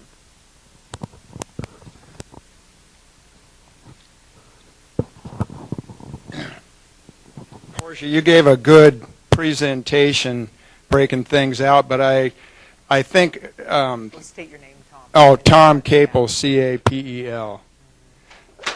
I think one of the most important things that seems to come up over and over again from the critics of CARA that you really didn't super emphasize was exactly how CARA is going to repay this. How the idea of deferred tax payments and increased property values will actually result in a concrete figure that'll show that the city and the taxing districts will be better off as a result of CARA activity in the previous 10 or 15 years. Thank you. Thank you. And I think Kate made just a little reference to it, but I don't know if you mentioned what the dollars were, because we really don't quite know what it'll be in about 15 years. If you want to, Yeah. When you create an urban renewal district, you run financial projections of what you think that tax increment change is going to be based on the size and based on some projects that are in your plan and what you think are going to happen. So the CARA board has the ability to go borrow money based on the projections of that increase in taxes or based on the projections of large projects that are coming down the pike. Those monies are paid back then with the tax increment funds, with the increase on assessed value that it's coming in. Now again, just like for a private mortgage or for like the city borrowing in another capacity, banks aren't going to want to lend unless they're certain that we're going to have that increment to pay it back. So it's a self-encapsulated plan where you're using, again, that finite amount of increment to go borrow money to do some large projects, pay that money back, and then shut it down and be done, with the idea being at the end of the time, you've got a higher assessed value, which is better for all the taxing districts, the county, the city, all folks, and then you've got a community that's more economically viable and a place where people want to live. Thank you, Tom. So anyone else that hasn't asked a question? Or no one else has asked a question. Okay, so repeat then, and I think, or you just had a written question. Yeah. Okay. Wendy in the back and then up here west. Hi, I'm Wendy Fromm, and I actually don't live in, the urban renewal district. We live out in Lynn County, outside of Albany, and we love Albany, and I love, what a beautiful town it is, but I do have concerns that money, taxpayer funding right now is very scarce. We're in a recession. We have, Lynn County is hurting. Law enforcement is hurting. Our schools are hurting. And we're using taxpayer funds for projects that should be done by be done privately. And I feel like if we were in a booming time and the city of Albany the residents of Albany wanted to vote to improve some properties, I can see that. If they wanted to vote to spend their money on those projects, that's great. But what's happening here right now is it's just a select group of people that are selecting these projects. And I agree. I don't want to be. I don't want to be having to watch over what everyone is doing with our money. But we do need to have a level of trust with our elected officials.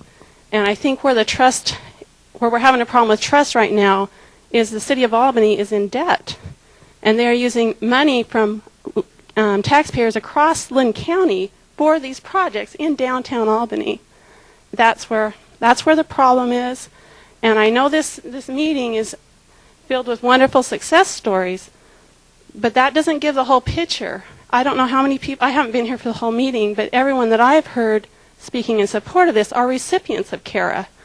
We haven't went out and talked in the neighborhoods in Albany and in Lynn County how much they appreciate this money being spent this way. Thank you. There's one thing I want to say when we hear a lot about the sheriff's levy. A lot of people don't realize, but the cities in Lynn County, we get double dipped kind of on taxes when it comes to sheriff's levy. We already have our patrol and investigation that we fund with the city of Albany, but we're also paying for Lynn County's patrol and investigation. So, and all municipalities are. So in a way, I check to see what those numbers are. That's 40 staff positions with the county that really Albany residents don't utilize. So we're never going to see a fairness in tax between all taxing districts. We're not going to see a fairness in tax on everything that is spent. But we all need to kind of look at, we're all in this community together. How can we be able to make it a place that we all enjoy and want to live in and be able to have that quality of life? It does take government, which is all of us. It is the people. We're all stepping up to the plate to make this a beautiful community together. So it's not just folks up here, and it's all the city together. It's all of us that are here in this to make sure that to make us be able to have a viable community that we enjoy and are proud of too. But when it comes to taxes, it's never going to be fair. You will never see it across the board. There will always be something that somebody won't feel is very fair.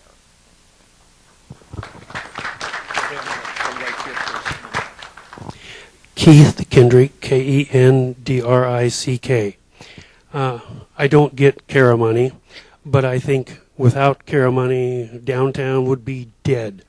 And if we endorse the petitions, I think that's just hamstringing the city council and the city government of Albany, and it's not good for downtown or the rest of Albany. We are a representative democracy. That means we vote on people to represent us, to research the issues and vote on them wisely. We can vote them out if we don't like them. Let me back up. As a medical professional, I know about 1/3 of patients cannot even understand the prescriptions that's written on their prescription bottles. Now, if so many people can't understand something that simple, how can we trust all the citizens to be experts on something like CARA and vote on it? I say, let's elect people who represent us and become knowledgeable about the issues and let them decide as we're doing now. Thank you. Thank you, Keith. Yeah. And that is something that is true when it comes to our CARA projects that is brought forward to the whole CARA board.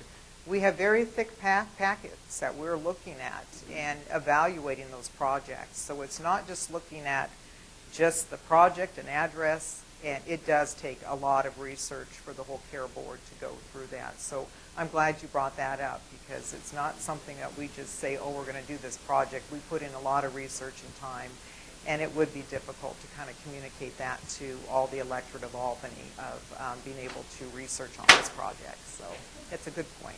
But okay, and Ray, you had another? I have a two-part question. Okay. One, I believe CARA in its present form will go away in about 15 years, and any new projects that CARA funds, then that has to be paid back within that 15 years?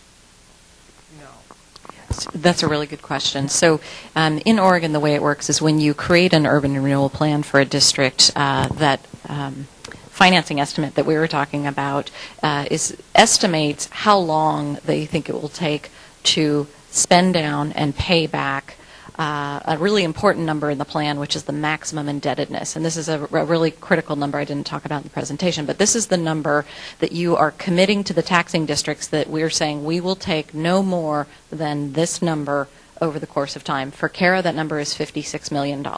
Okay, so in the original plan, it's outlined that it's $56 million, and that it was estimated that that would take through the year 2026, 2027. So again, that's an estimate. We're doing pretty well. We're basically on track, and our tax increment has run a little slightly higher than that. But in the end, that date is only an estimate, and it'll really be a matter of when we are able to expend those funds and then pay them back. And that will be when we're done. But we're on track to finish in that time frame. Okay. All right. Anyone else? So, yep. John Robinson, ROBINSON. Okay. We'll get them. So, yeah. Okay, John. I thought we were going a second round now with this gentleman in the front. Sorry. I'll be brief. We'll catch some. So I want to go back and talk about process again for a few minutes. And I'll address this to Kate initially, and that is, there was something mentioned earlier about RCM Homes, and that was on my radar. Do you remember when that project first came about? What year was that? I believe Edgewater Village was maybe kicking around even before I started. Is that possible? No, because I had a conversation with you, and that's what I'm getting back to. Was I remember talking to you about I was going to look at maybe doing a project downtown. And the first approach and the first discussions that we have date back to when I started with the city back in 2005. Now, the funding decision by CARA came, I think, probably in 2007 or 7, right? Yeah, and that's what I was getting at. I couldn't remember if it was 5 or 7. Sure. I remember. My point is, I talked to you about that, and I think it was $2.5 million or something like that. And your comment was, well, all our CARA budget for this year or whatever is going to this one project, so we can't really do anything with any other projects. It kind of shut anybody that had a smaller project out because that money went out, correct? Well, I don't recall the exact that you're speaking of. You are right. It's $2.4 million was what was committed for the RCM project. When the group commits funds to different projects, the policymakers have a say on what those projects are. And if it's a large sum, then yes, that will inhibit doing other smaller projects. But that's decisions for this body making right to do. Yeah. And that's my point about the process is when you're looking at this process going through it again, it would be good if there was some way so that we didn't throw all our eggs in that one basket like we did with RCM Homes, and here we are in 2012, and there's not a building down there. So I don't want to get into arguing about what's happened, but nothing has happened down there. Mr. Johnson with the Wheelhouse was already here and said it's impacted him. And so to look at that kind of a balance thing of the larger projects with how many smaller projects could be done with that given budget. Again, it's a process thing. And we have done that with RCM Homes because there was some projects that we went ahead and moved those funds forward and went ahead and did other projects. so we weren't tying up those funds and losing other projects. That has transpired over the years. So, but it's in play now where it's moving forward. Who hasn't had a chance to speak? Yes. My name is Lila and Kate. Sorry about that. Kate mentioned the Willamette Community Garden when she did her presentation, and I'm very proud of our garden project. Kara had faith in us that we would take a wasted piece of property that had nothing but construction junk and needles and trash on it and come up with an area that the whole community would have a lot of pride in. And not only that, we have been able to share the wealth with a great number of residents of our city. And we have wonderful neighbors in the Calapooya, Legacy Ballet, Security Alarm, the Calapooya, well, did I mention the Calapooya? But we want to say thank you. And with Edgewater Village coming, the neighbors are very happy about that too. We're trying to spruce things up and make all of Albany proud of us and what we're doing. And we invite you all to take a stroll down the Dave Clark path and come and visit us and see what our laborers have brought to pass. And thank God for dedicated people in the neighborhood and lots of great volunteers, because we intend to go ahead and start pushing for more community gardens in the city, because I feel there's a great need for them, and it gives people a sense of accomplishment. Plus, there's always that something extra to share. So thank you so much. Thank you. And we do have the roundabout that will be taking place on Main Street, and I really think that's going to be really enhance that neighborhood too. It's going to be more beautifying that streetscape, so that's going to be a plus for the neighborhood. Yes. My name is Emma Eaton, and my last name is Eaton. I have to say from the bottom of my heart that I love Albany, and I've taken it as my home. I've proven that with blood, sweat, and tears. I think nobody will dispute that. And things that are being left out of this conversation are feeling of community, belonging, commitment, invention, resourcefulness, imagination, and seeing what you can be. Don't get stuck on where you were. Don't forget where you are and who you are. But we have a choice here, a really good choice. When I hear people talk about being out and talking to their neighbors and getting to know people and getting to know what's going on in your neighborhood and helping each other take care of business and cleaning up your neighborhoods, the people make the difference. And if you can be an inspiration, I've noticed in my own community, people are doing things differently. There's hope. There's enthusiasm. It doesn't take much to inspire someone. Well, sometimes it does. But you don't know what you're capable of until you do it. And that little extra push, no matter if it's money or confidence or a neighbor saying, you know, can I help somehow? But you got to know the neighbor because you weren't scared to go out and talk to them. Because now you have a community. That's what it's all about. Whether it's downtown, across the street, across the river, we're one community, and we need to learn to work together to make this a success. Very well said. Thank you. Yeah, thank you, Emma. Mike Quinn again. Excuse me.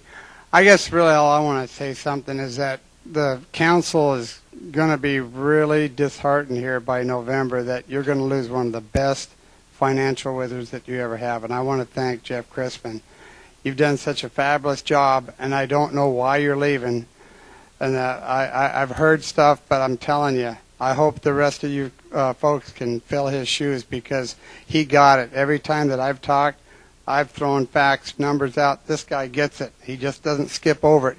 He's sitting there with his pencil and that just going like crazy. And he makes sense of stuff. I hope that everybody's really learned from him, and hopefully you would reconsider.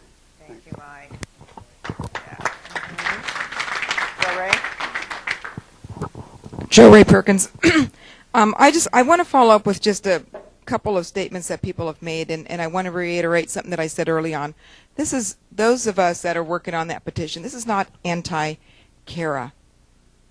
While we've been sitting here, I was looking to see what was the level of debt that Harrisburg, Pennsylvania was in when they filed bankruptcy this last year. What was the level of debt of Stockton, California, a town of 300,000 people? Harrisburg, PA, $300 million in debt with a population of 50,000 people.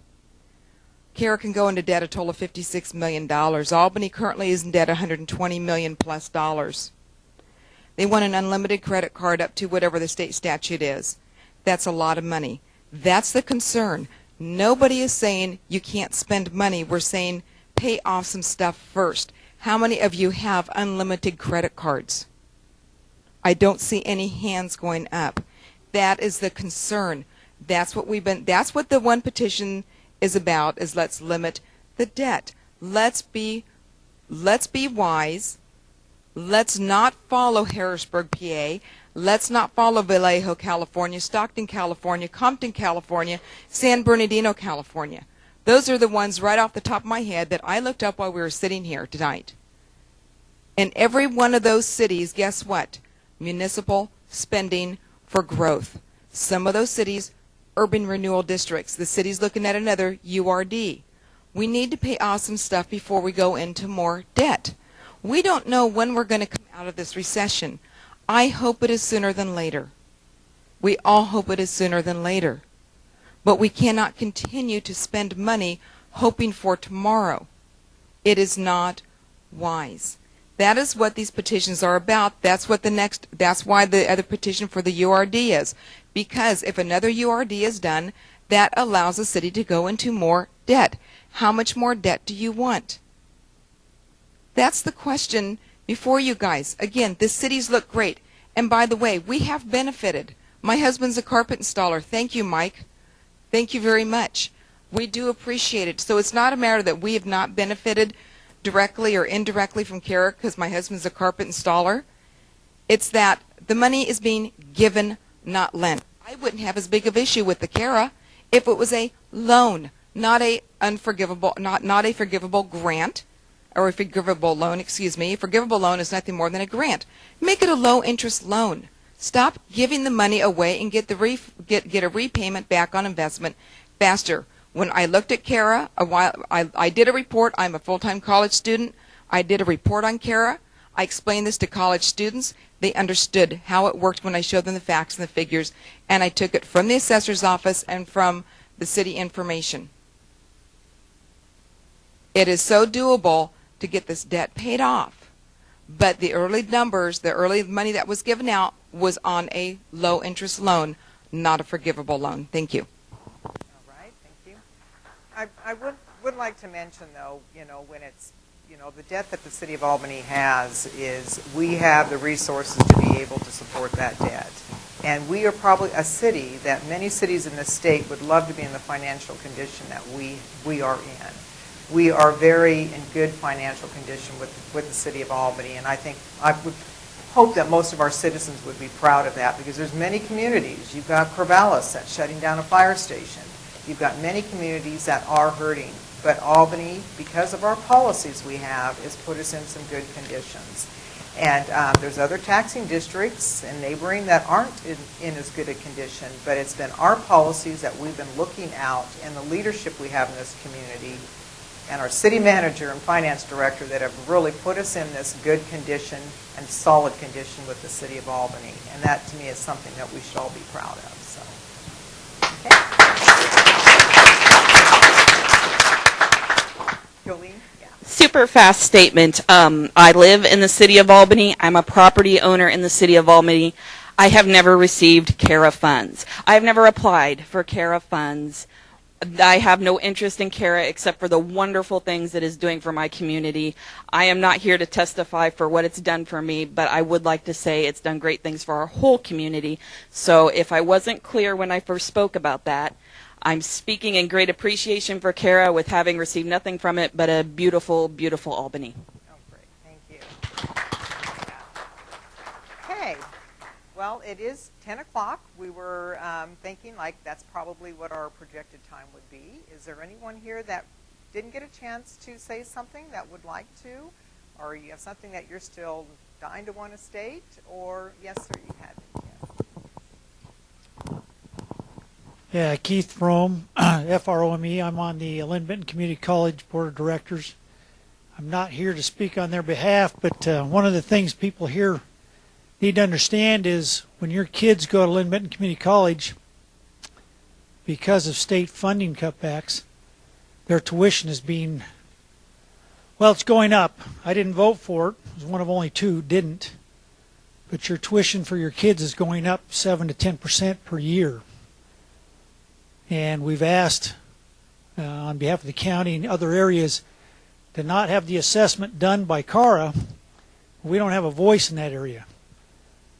10 years ago or 12 years ago when this was set up, you say there were 30 days given to make a decision. Well, if this was done today, I would have been a strong voice to say we don't want to be part of CARA. So your taxing districts that you have made assessments on have no voice in whether or not those assessments are made. So just to you individuals here, that would be like the city of Corvallis coming to Albany and saying, I want to take 20% of your taxes to pay for what Corvallis is doing. So I want you to understand that from a perspective of where the money is coming from. It's not simply the city of Albany, it's the entire taxing district within this the county area and into Benton County. I have no problem with spending on something that's viable in a boom time, but in an economic recession, when kids are going to school, the amount that's being taken out could pay for 5 staff positions or innumerable tuition for these kids. So that's what I'd like to say. Thank you. All right, thank you. So, okay, I think that's probably it. I think almost everyone here was able to ask a question, unless there's somebody who didn't ask a question. So, I mean, Tom, you did already say a question before, but people had 2 turns. Yeah, yeah. Go ahead. Right. Okay. I state the name again for the record. Tom Courtier, North Albany. I would like to speak again to process. Even tonight's process has been, although it's been great because it's out of the normal, the way it works is that I say something and then Sharon, you answer it, and I have no chance to rebut what you're saying. And that's the same way it's been at the city council meetings. The person comes at the time, business from the public, and talk about some of the projects that are being funded, not being good investments, not being taxable properties. And what I hear you say, Sharon, over and over again, and it was tonight as well, but that's been our plan for 10 years, and we are going to complete our plan no matter what. That's your verbiage, but yes. And see, that's the attitude that comes back. And so every time somebody here has talked about financial accountability, you answer that saying, hey, our city's in great shape. Well, I don't know if we are or not. One of the reasons we're in good shape is because you guys can raise fees and raise taxes. We're the source of your wealth. And we and at some point we say enough is enough. And other city managers in other towns said for a long time, we're doing just fine. That's the Barney Frank deal. We're doing just fine. Fannie Mae is wonderful. And so we're saying, let's look carefully at the debt. And so I would ask you to look at, and the council as well, I would ask you to look at the process. Even tonight when we talked in the other CARA meeting, The prior care chairman said that he was going to change the order of business and allow for public comment after a presentation is made. Because when you're forced to make a comment from the public, you're doing it ahead of all the other presentations. So you say your piece, and then you see a presentation, and you know part of it could be said differently, may even be incorrect, but you have no opportunity to say anything. You're locked out of the process during the meetings. And I know there's a balance in here of trying to keep the business on schedule and all that stuff. But I would ask you to look at that process of the city council meetings themselves and the CARA meetings themselves. Thank you. And I do want to clarify, we cannot just raise taxes. We can on fees. Taxes have to be voter approved on that. But no, I mean, I understand your concern, Tom. That's what we're here tonight. And we could have it could have been more of a dialogue back and forth. But to make it fair, when you got 100 people in the room, we got to give them everyone. We wanted to give a chance, an opportunity to be able to voice their concern. So if you think that I responded too much, then I apologize on that. But most of the comments we had was not as questions. It was more just giving opinions too. But it's very hard if we're to be able to conduct business and on every single subject keep it as a dialogue back and forth. We would never accomplish anything. But as I said, anybody has concerns, you can always meet with us, any one of us. You can keep all that, debating going on. Person sitting here in the audience, him and I sat for 2 hours yesterday and discussing issues. So we are open to any time to be able to sit down and discuss issues. So, but it's very hard. There's 50,000 citizens in Albany, and it'd be hard to have all of them debating things back and forth during meetings. And I'm sorry, it's a process that would not be able to fit in real well. So yeah. I'm a new kid on the block, but Tom, your comment about the debt, and I think a couple other people mentioned it in passing. I honestly believe a cursory glance at the city budget will tell you point blank that the debt the city of Albany has is being very well managed, and it's dropping like a stone on all the general obligation bonds that we have. There's no new ones in the pipeline. There's some mandated debt that we have from the feds, EPA, but overall the debt that the city of Albany has is being very well managed thanks to the city staff, et cetera, et cetera. Thank you. Yeah. Right. So, yeah, Keith? Need a mic.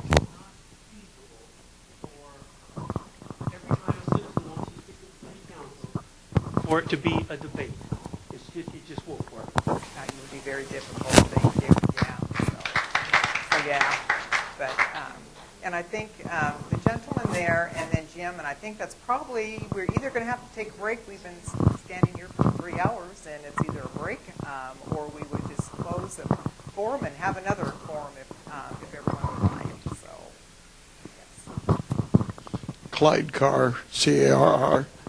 I just sat here and marveled at the fact that we have the program and there's no failures.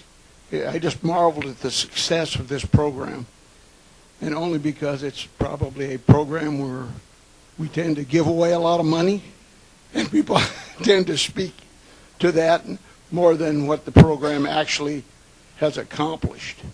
I mean, because you're spending the tax dollars, and in lots of cases, the return is zero, or almost zero, and you show it as a part of the urban renewal growth, which, takes into all these other people. You dig into their money, taxing districts, to provide this growth. And a lot of people realize a lot of it is the tax increment financing. So taxing districts are getting the same amount as what was presented earlier. And then it's the increased value in the district is what's put into the CARA fund to do projects, but it's to get the bonds to be able to do the projects to bring up that tax. So it's the tax increment is what's paying for the bonds and projects on it. It is an issue that's, like I say, it'd be hard to kind of get the question to the voters because it's really complex. And we would love to be able to have, if everybody could be able to vote on issues like this, but to be able to fully get the citizens of Albany to all understand the complexity to that, this type of program would be very difficult. But I know you've got probably more in-depth questions about how CARA works. I'd be more than welcome to sit down and discuss it with you and explain it too. Or any one of your city councilors here, city manager, we'd love to. Basically, we use all borrowed money for this. You borrow it, pay it back. And the tax. What's the ratio right now? Right. The increment financing. Coming in as opposed to debt. Yeah. So it's sort of like the David Johnson, who put in the $7 million of investment, and then his property is in on the tax rolls. Those tax dollars are done to be able to finance other projects. So it's all that investment that's put into the district is what we're financing the projects with. But right now, what's your debt? The current debt and the ratio of income that's coming in that's supposedly paying that off. Kate would have those numbers. Let me dig out my budget file. Your Honor, while she's digging that out, Yeah. I'd like to point out, we did have a 10 o'clock cutoff date. We also still have more of the agenda to cover. Yeah. So I'd like to either move that we Yeah. take a break or move into the rest of our meeting. So with that, I mean, we can have, we'd love to have another forum if, if you folks would like to come to another forum, we are more than welcome to do that. But I do think it has been 3 hours, and we just really appreciate everyone's input. It was great to hear it. There'll be many issues that we will address as a council, and you can always contact any one of us anytime on that. Do I get the chance? Okay. I think we're going to take a break. Yeah, I'm not going to get the chance. You said I would? So can you do it in 30 seconds? Yeah, I can do it real quick. 30 seconds. This CARA was formed using a consensus amongst interested parties, and the public had very, very little input into that at all. And it's basically the same thing that's happened here tonight. There's been a lot of interested parties that have gotten something from CARA. When CARA was started, it was started with people that were going to get things from CARA, and there's been a lot of people here tonight that have gained from CARA. What tonight has proved, though, is that the public is more aware of things now, and there is no consensus on what should be done with CARA yet. And it needs to be talked about, it needs to be discovered, it needs to be thoroughly gone over. And that includes the public this time. Right. Well, thank you, Jim. And like I said, nobody will ever agree on every city program, but we're all in this community together to make it special.